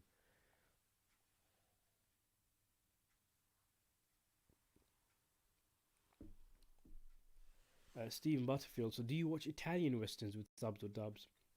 Well, I think Italian westerns are a bit different, isn't it? Because in general, they're recorded without sound, and then the sound is recorded in post production. So it's not really a case of okay, if you're watching them in Italian, you're watching the original version. What you've got is a cast of actors who are all speaking different languages. So it's one of those. In general, I watch them in English, and I would probably make it a point to watch them in English if I could. So yeah, I mean, I think Italian westerns are a bit different, and I think this goes for Italian giallos as well. But you know, something like Federico Fellini's movies, those I'd watch in the original language because they're made for the original language. But films like giallos and spaghetti westerns, they're made specifically with an international audience in mind. So everybody's speaking different languages, and then they just dub it into a specific language in post production. So I think those are a bit different. They don't really fit the example. Dabbing King saying, I keep going on every other YouTuber channel and spamming them with links to your channel and your channel name. Thank me later. Well, I'll thank you now, but at the same time, I'll say you're probably going to get me banned by doing that because they're probably going to think it's me. So we got another recommendation for Menace to Society. Pope of Greenwich, Pope of Greenwich Village has come up as a recommendation. Let me see. So we've got a 1984 with Eric Roberts and Mickey Rourke. What is it? Action comedy. Two cousins unknowingly rob the mob and face dangerous consequences. Interesting. Yeah, Mr. Red, Unforgiven. But the Blondie trilogy, he didn't direct those. I think David was talking about films that Clint Eastwood directed. Obviously, the Dollars trilogy is Leon's movies, aren't they? Where are we? Stellanos is saying there is a director. There is a director's cut of Backtrace 1990, which is better, and a 3-hour version, unfortunately, which hasn't been released. Is there? I don't know that. I haven't seen Backtrace. But is it Backtrack or Backtrace? Are you talking about the firefighting movie? Oh, let me quickly look up. So just so we know we're both talking about the same film. I can't see a film called Backtrack in 1990. Are you sure you're not thinking about Backtrace with De Niro?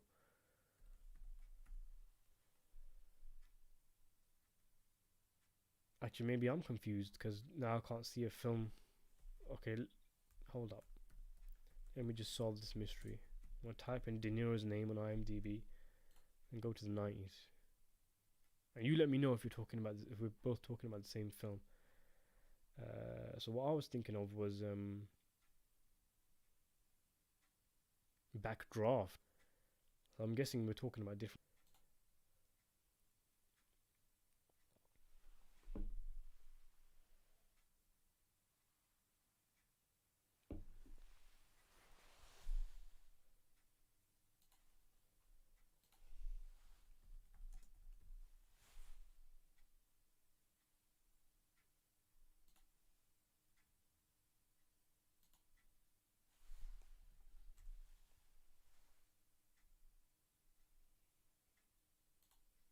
Okay, so where are we? Which movie do you think is good, Black Mass or The Departed? Well, both of them are good. You know, I think guys who have been on this live stream uh, watched a couple of the other live streams will know that I'm not a big fan of The Departed. It's one of the few Scorsese films I don't actually like, which is weird, seeing as though it's a crime film and it's got some of my favorite actors in it. You'd think I'd love it. Black Mass was okay. It's mainly hinging on Johnny Depp's performance, though, and the film itself is a little bit ordinary. You know, I think both films could be better.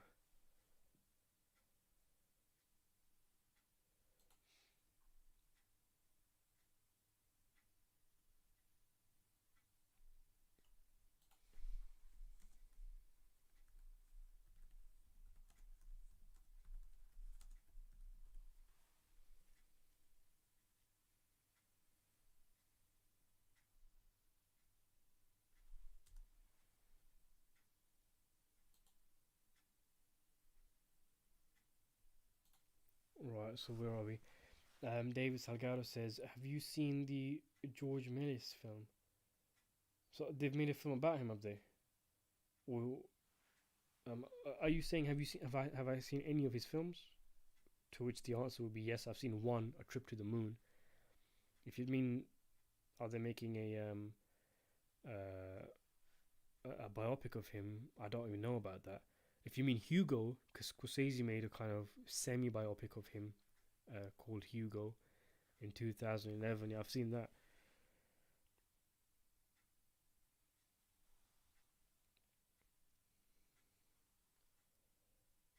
Our favorite De Niro performance. I mean, like Mr. Red says, man, there's too many to choose from, isn't there?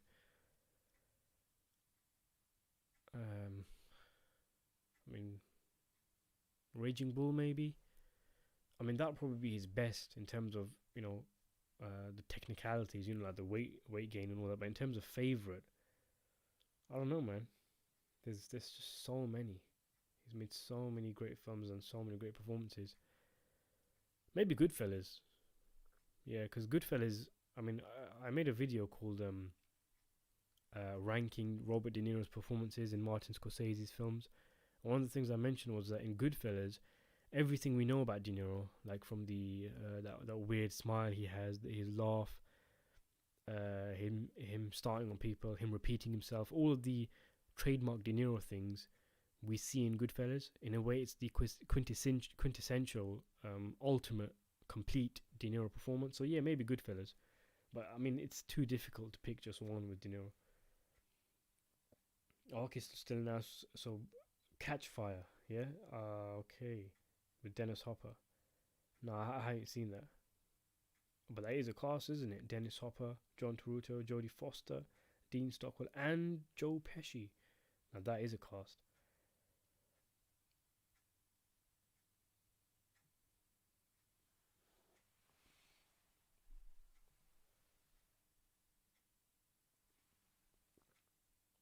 So George Melius. How do you pronounce his name? George Melius.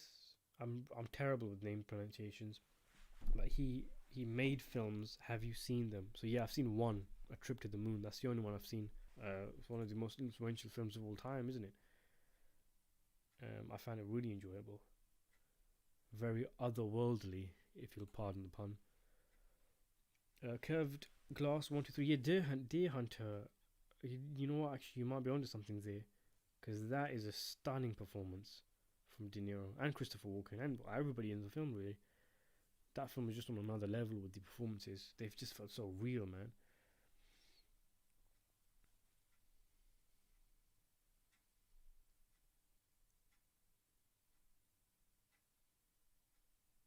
Orion saying, "Yeah, I agree. I used to like The Departed, but looking back, I just lost interest of it."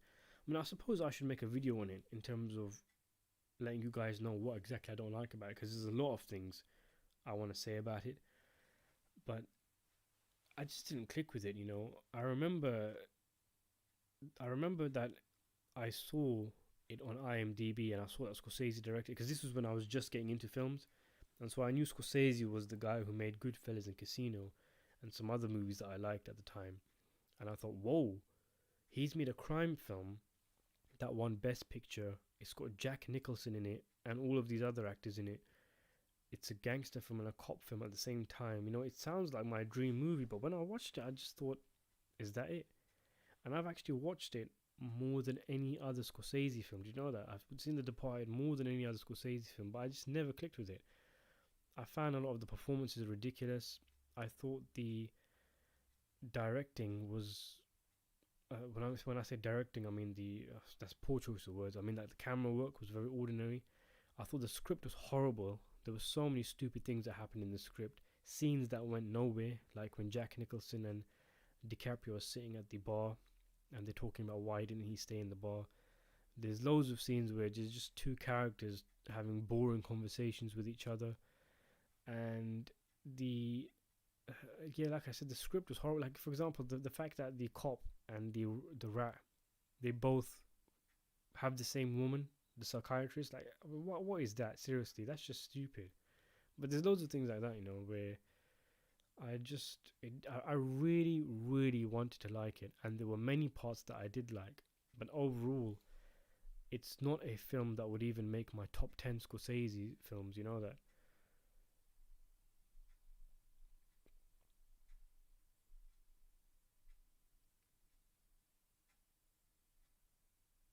Do you think Scorsese should make a sequel to a movie? Asks David Salgado. I don't think any of his films need a sequel. Like he has said in the past himself, he doesn't make a movie with the intention to make another one, and whatever he goes for, he goes all the way with it. Like Raging Bull, for example, because the Raging Bull actually has a sequel. I don't know if you know, but he commented on the sequel and he said that we did everything we needed to do in the first film. There was nothing left for us to cover. So what do you guys think? Is there a film of Scorsese that you would like to see him make a sequel to? I know Mark Wahlberg really wants a sequel to The Departed, which I don't think Scorsese is ever going to touch, even though the writer has talked about it a few times, and there was talk of De Niro being in the sequel, who was at one point going to be in the first film. I can't see a sequel working, really. I'd just rather he makes new original movies. Okay, where are we? What's your favorite Stanley Kubrick film? Says Alex. But I talked about this in the beginning of this live stream.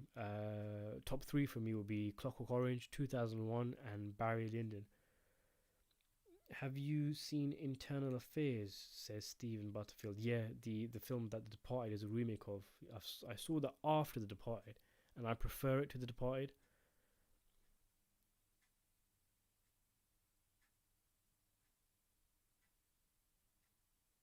Have you heard the theory that Matt Damon is gay in The Departed? Says Stephen Butterfield. I have, yeah.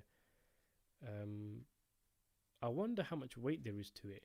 There is definitely a lot that points to the theme of manhood and fatherhood, because there's the whole thing about Jack Nicholson's character wanting a son, not being able to have a son. There's loads of little dialogue sprinkled in here and there. Um, Maybe not that he was gay, but maybe that he just couldn't have children. I think sometimes people jump on the gay thing a bit too quickly. I think it's more interesting in that he can't get it up. He can't. The words going out of my head, but he's not able to have babies, if that makes sense, as opposed to being gay. Because I don't think he's gay, because he's got a girl and all that kind of stuff. But I mean, there is a line from I forgot his name now. See, this is what happens to me on live streams. I forget everybody's names. But a character says to Matt Damon when they're golfing that when you get married, it lets people know you're not homo. So there's a lot that points to it. But I don't really buy it. For me, it's more interesting if he's someone who's he can't have children, as opposed to being gay. I don't really see what it adds to the movie.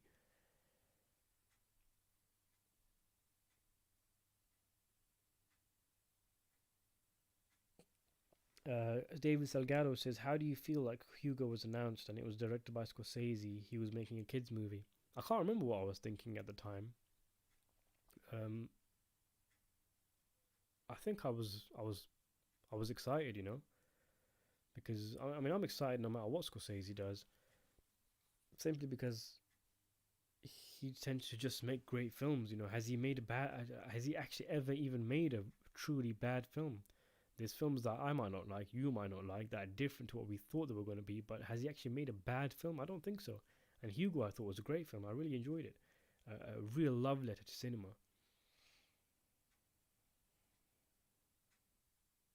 Orion's asking, which actor do you think did the best performance of Jimmy Hoffa? Al Pacino in The Irishman or Jack Nicholson in Hoffa? Well, it's important to note that they were both going for different things. Nicholson was doing an impersonation of Hoffa. He was going for Jimmy Hoffa. And as such, to answer your question, I would say he did a better impersonation of Hoffa. But Al Pacino even said in interviews he wasn't trying to do an impersonation of Hoffa. He took elements from the real Hoffa that were essential to the character, but he made it his own thing. A lot of people say that it was a poor Pacino performance, that he was just playing himself, but I really disagree with that. Especially the latter half of the film, where you have Frank Sheeran Appreciation Night, where he was amazing in that entire segment. To say that he just turned up and started playing himself is not accurate, I don't think. But I preferred Pacino's performance, but I think Jack Nicholson played the better Jimmy Hoffa, if that makes sense. Mr. Red saying Scorsese doesn't do sequels. He's not that kind of filmmaker. Yeah, it's true. He's actually made a sequel to a film that wasn't even his. The Color of Money, made in 1986, if I remember correctly, with Paul Newman and Tom Cruise. I think had he been a filmmaker at that point where he had a lot of clout and power, which he didn't at that time, because The King of Comedy had flopped and he was not in the best places at that time, he probably wouldn't have made a film like that. I actually liked it though. You know, if you want to see an underrated Scorsese film, you know, The Color of Money is up there.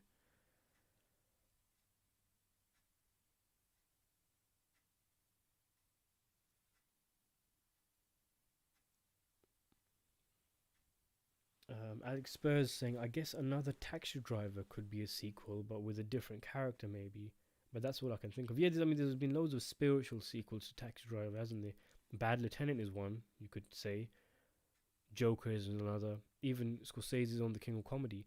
But an actual sequel to Taxi Driver, it was actually discussed, you know. If you guys want, I can make a detailed video on this, collating all the interviews and all that. But there was actually talk of a real um, sequel to Taxi Driver with De Niro would play him again. Scorsese would direct it, and Paul Schrader would do the script. But when De Niro when De Niro approached Schrader, and De Niro was really interested in doing this film, Schrader said it was the dumbest, stupidest idea he's ever heard of. And he said that that character, Travis Bickle, he would be dead within months after the ending of the film. That was his interpretation. Mr. Red, there's an American version of Internal Affairs starring Richard Gere and Andy Garcia. Oh, okay. I thought we were talking about Infernal Affairs. So there's an Internal Affairs movie in 1990, is there?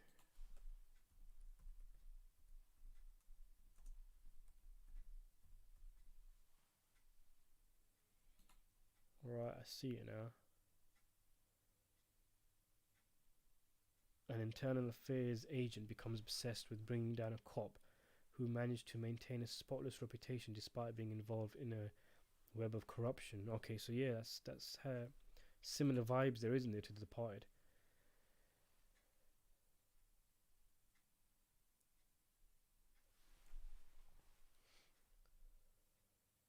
Okay, where are we?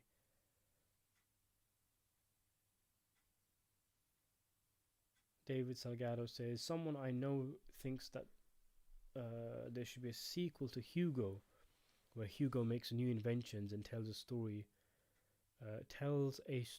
how cinema changed. Do you think that should happen? Nah, I mean, if they want to go down that route, they should make a new film, new characters. Hugo was a fantasy movie that was that had a basis in real life, in the sense of, you know, the director George Millis, and him going into poverty and being forgotten. That stuff was incorporated into the movie. If they want to make a film about what your idea is or your friend's idea, I think they should just make a new film with those themes and those elements. Alex Spurs asking, do you think Scorsese will ever work with Ray Liotta? Sorry, excuse me. Do you think Scorsese will ever work with Ray Liotta again? Doesn't seem like it will ever happen at this point. Uh, and Mr. Red has followed up saying, that's a very good question. And Scorsese has never worked with Ray Liotta again after Goodfellas, which you would think he would have, but strangely hasn't. Well, I don't think it's a conscious decision. I don't think they hate each other or anything, because I don't know if you guys know, but Ray Liotta was actually asked to be in The Departed. He was offered the role of not Captain Queenan, Dingnam, you know, the role that Mark Wahlberg plays. And I think he would have been brilliant. And he had to turn it down because he had already made commitments to another film, if I remember correctly. So he was actually going to be in another Scorsese film, Ray Liotta. And I agree with you, he does seem a perfect fit for Scorsese's films. But, you know, it's just one of those things, isn't it? I think he was never really a Scorsese actor, if that makes sense. He wasn't one of Scorsese's boys. It's just that he headlined Scorsese's most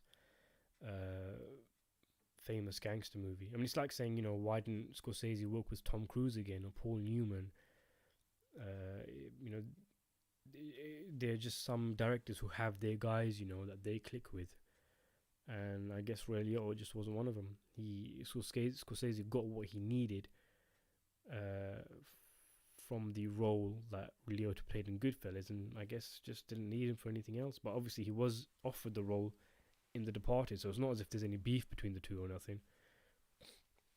In fact, Liotta has actually spoken about this in interviews, and as I mentioned in a few of my videos, he actually wanted to be in The Irishman, and he said that had he been born a little bit earlier, had he had a bit of different luck, he could have been in more Scorsese films. He was saying that he wasn't saying anything bad about De Niro. He was just saying that he's a great actor and everything, but he was lucky in that he grew up around the same generation as Scorsese, and they came up together. Therefore, they had that connection, and Liotta didn't have that. So, I mean, if that answers your question, there you go.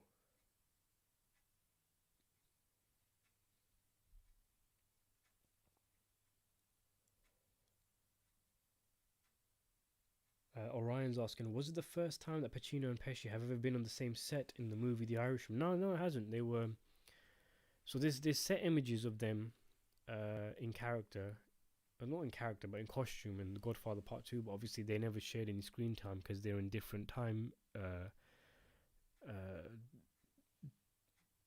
De Niro's in the flashbacks and Pacino's in the flash forwards.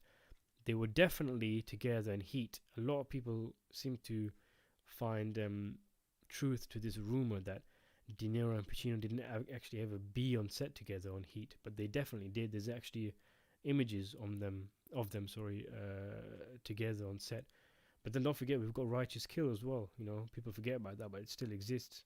So yeah, definitely The Irishman is not the first time the two have been on set together.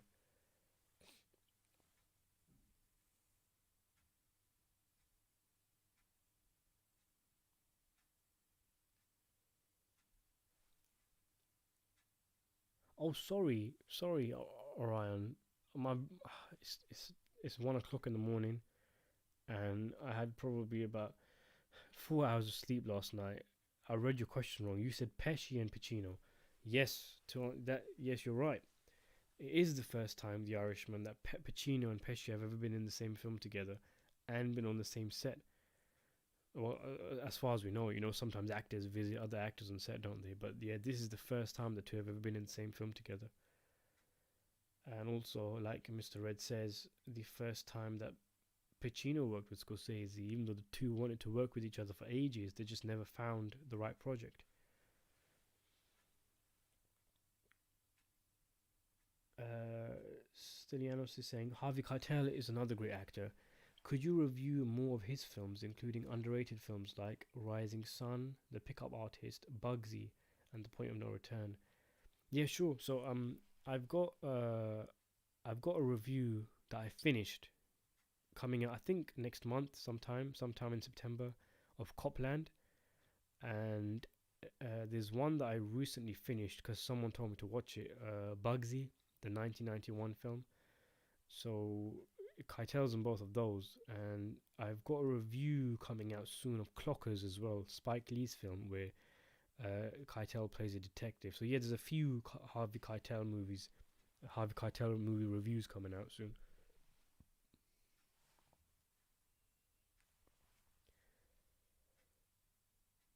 Mr. Red saying, yeah, that would have been a terrific performance for Ray Liotta to star in The Departed. Yeah, I agree. No, I'm not. I know he had a lot of praise, but I didn't really like Mark Wahlberg in The Departed. I think Ray Liotta would have just smashed it. He would have been brilliant as Dignam.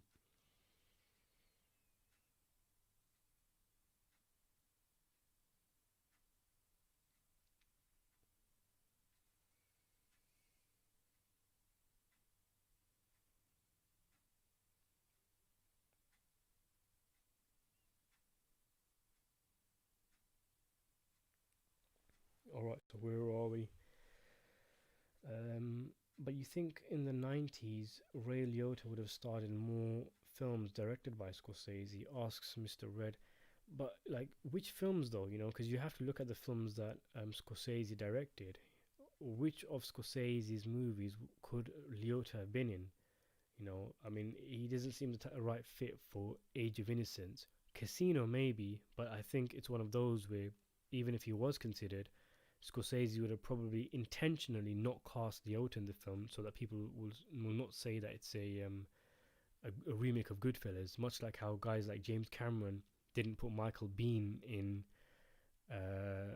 what do you call it? Michael Bean in Avatar because he didn't want people to start thinking with Sigourney Weaver and all these lot that he was remaking Aliens. You know, Bringing Out the Dead maybe. He could have played a role in that. But again, Bringing Out the Dead had a wide collection of actors who Scorsese has never worked with. He was working with whole new people there. I just don't think there's. I mean, because the thing is, Scorsese at one point was going to direct Clockers, which is a drug dealing movie, and it's got a few detectives in there. I can see him in that. I can see him playing Harvey Keitel's role in that film.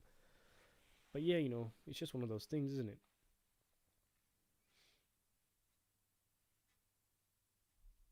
Pacino was supposed to play in The Departed originally, then later played by Jack Nicholson. Yeah, he was, wasn't he? He was the first choice, and I've never found the reason why he didn't take the role. I assume he had already had commitments to other films. I mean, why else would Al Pacino turn down a role as the villain in a Martin Scorsese film? But yeah, I mean, we're lucky that we finally got the two collaborating later on for The Irishman. De Niro was supposed to be in it as well. He was offered the role of. The story I've heard is that De Niro was also offered the role of Frank Costello, and he couldn't do it because he was making The Good Shepherd, the film that he stars in and directed. So he was offered the smaller role of Captain Queenan, which is played by Martin Sheen, which they would have expanded on if he took the role, but he couldn't take that either. So yeah, I mean, we could have had a very different looking The Departed movie, one that had Al Pacino and Robert De Niro in it. And not only that, at one point Brad Pitt and Tom Cruise were going to play the two rats, on either side. So there's the casting in that film was all over the show.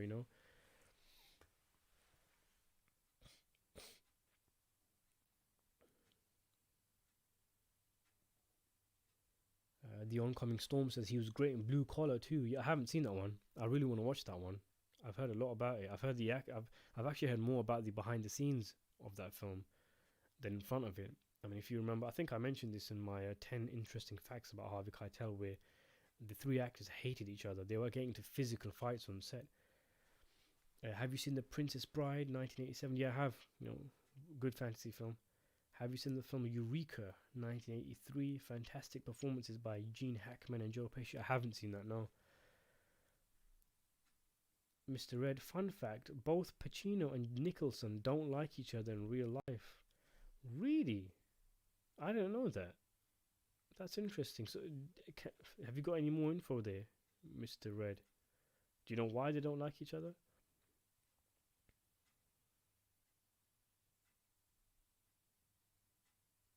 Stephen Butterfield, Pacino might not have wanted to be typecast as a gangster. Well, that was why he turned down Goodfellas, wasn't he? Which is really weird because the same year he was in Godfather 3 and he was in Dick Tracy. And then he was in Donnie Brasco a few years later and a few other gangster films here and there. But from what I hear, he actually regrets turning down Goodfellas. But by 2006, Pacino had lost a lot of his star power. So I would have hoped that had he had the choice, he would have wanted to star in The Departed. So, I don't know what happened there. But it's a shame that he wasn't in the film. But then again, we got Jack Nicholson pairing up with Scorsese.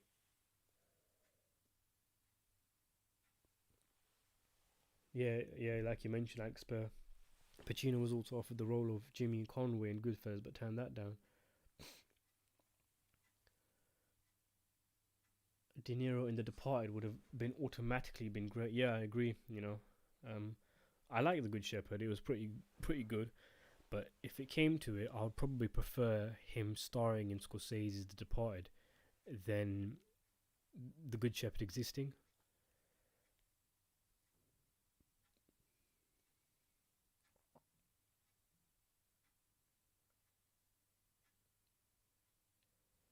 Have you seen any Ray Harryhausen movies? Says David Salgado. Yeah, I have. I've seen loads. I love his movies. You know those. For those who don't know, Harryhausen, if that's how you pronounce it, he was the guy who did all those old stop motion movies in the 50s and the 60s. Like Clash of the Titans and those old monster flicks. Where the city is invaded by this massive stop motion monster. He did a couple of those old dinosaur movies as well. I think I love those. I really, really love those kind of films.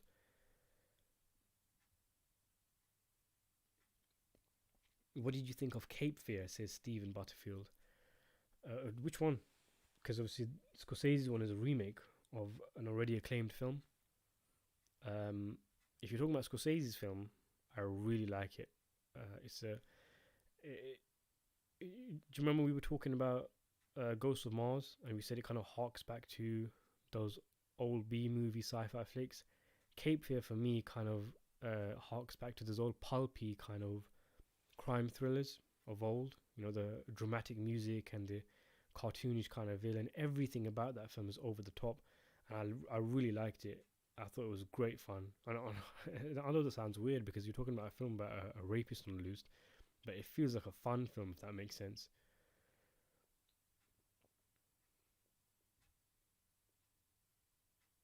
Also, Mr. Red saying on the feud between Nicholson and Pacino, I don't know. It's one of those strange feuds between Pacino and Nicholson that's still questioned without any reason behind it.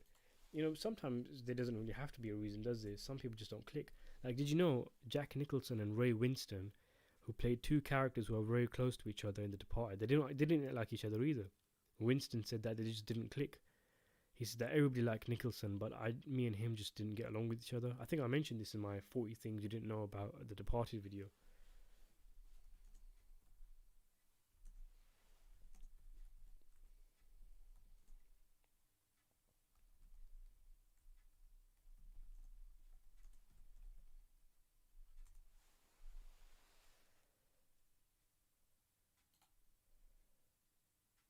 So I've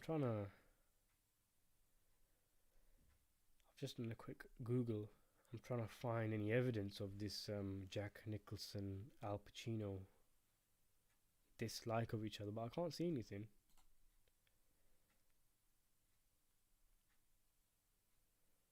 Have you seen any Universal monster movies? Says David Salgado. Yeah, I've seen quite a lot. I've seen the original Dracula, Frankenstein, Bride of Frankenstein, and a few others here and there.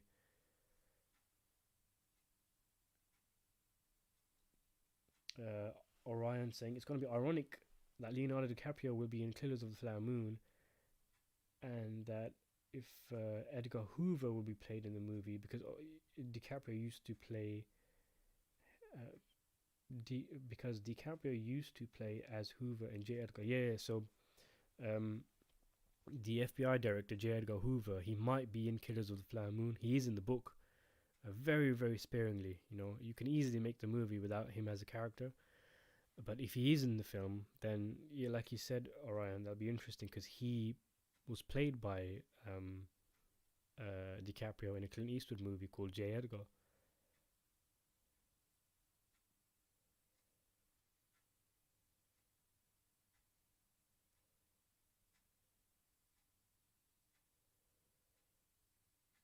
Yeah, Mr. Red, you know, sometimes it's just the competitiveness of these actors, isn't it? It's like the whole De Niro Pacino thing. People just assumed they didn't like each other. There was a feud between them, but you know, they even said to each other they used to go and speak in private with each other about fame and all of these things and how to deal with it.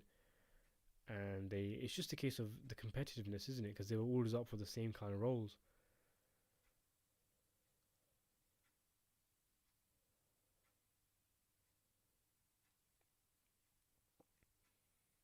Yeah, that's interesting, Alex. I think I vaguely remember something about De Niro being De Niro vying for the role of Scarface. I do actually. There is something to that. What you mentioning. I don't think it was a case of Pacino and De Niro were up for the role. I think that De Niro and a director were gonna make a Scarface movie, and then Pacino and Brian De Palma made theirs. Or they put theirs into production, something like that. And De Niro had to, you know, put his in the back of the shelf or something because obviously you know they can't make it now.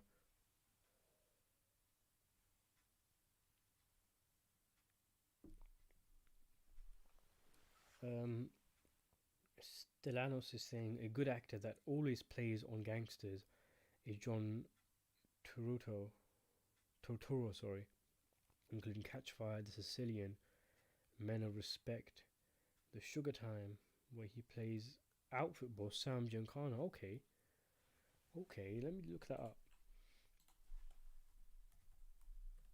That's interesting, John Turturro as Sam Giancana. I don't really see it, you know. Because the thing is, with him, I haven't seen enough serious films of his. I've only really seen the comedies where he plays like an idiot, you know, like in Transformers or a few Coen Brothers movies. So I've never really seen a proper serious film with John Turturro. I don't think. Just a few here and there. All right, guys. I think it's time to call it quits now. I see we've still got 11 people on at the moment, which that's nice. But 2 hours and 15 minutes. You know, I think maybe we should call it quits now, unless anyone has any questions or wants anything they want to talk about. I enjoyed this. I hope you guys enjoyed it, and I hope I didn't bore you too much.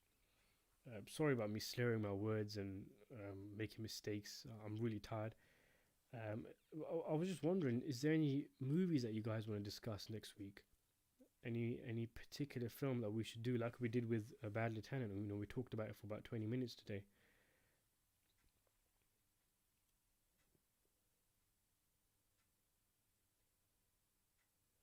All right, see you, Martin. Nice. Thanks for being on. It makes you a good part of the conversation tonight. What's an obscure piece of mafia history that you'd like to see a film of, says Steve? I'm not sure about it's obscure, you know, because you would have to ask a real proper knowledgeable person on that. I don't, comparatively, I mean, I don't know that much about the mafia, but there's loads of stories like Nicky Scarfo is a big one, you know. Somebody needs to make a movie on him. There's a lot of story from the classic age of the mob, the golden age of the mob, you know, Lucky Luciano, all these guys that they need a movie made on.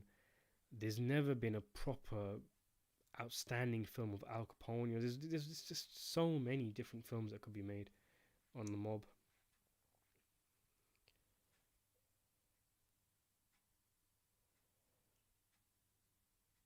But yeah, guys, I think we'll call it quits there. I hope you guys enjoyed yourself. I enjoyed this. I really enjoy doing this. I really enjoy the fact that it's the same faces, same names I'm saying every week, and that we can all have uh, all these conversations with each other about movies. Um, any films in particular you want me to see, and so that we can talk about next week? Alex Spurs saying review a bad gangster film and why it's bad. Actually, you know what? There is a film that I downloaded recently that has a very bad reputation, and I'll watch that, and I will. Hopefully, I'll talk about it next week. I won't mention what it is, obviously, just to keep you guys surprised, you know. But it stars a very big actor in the mob movie world.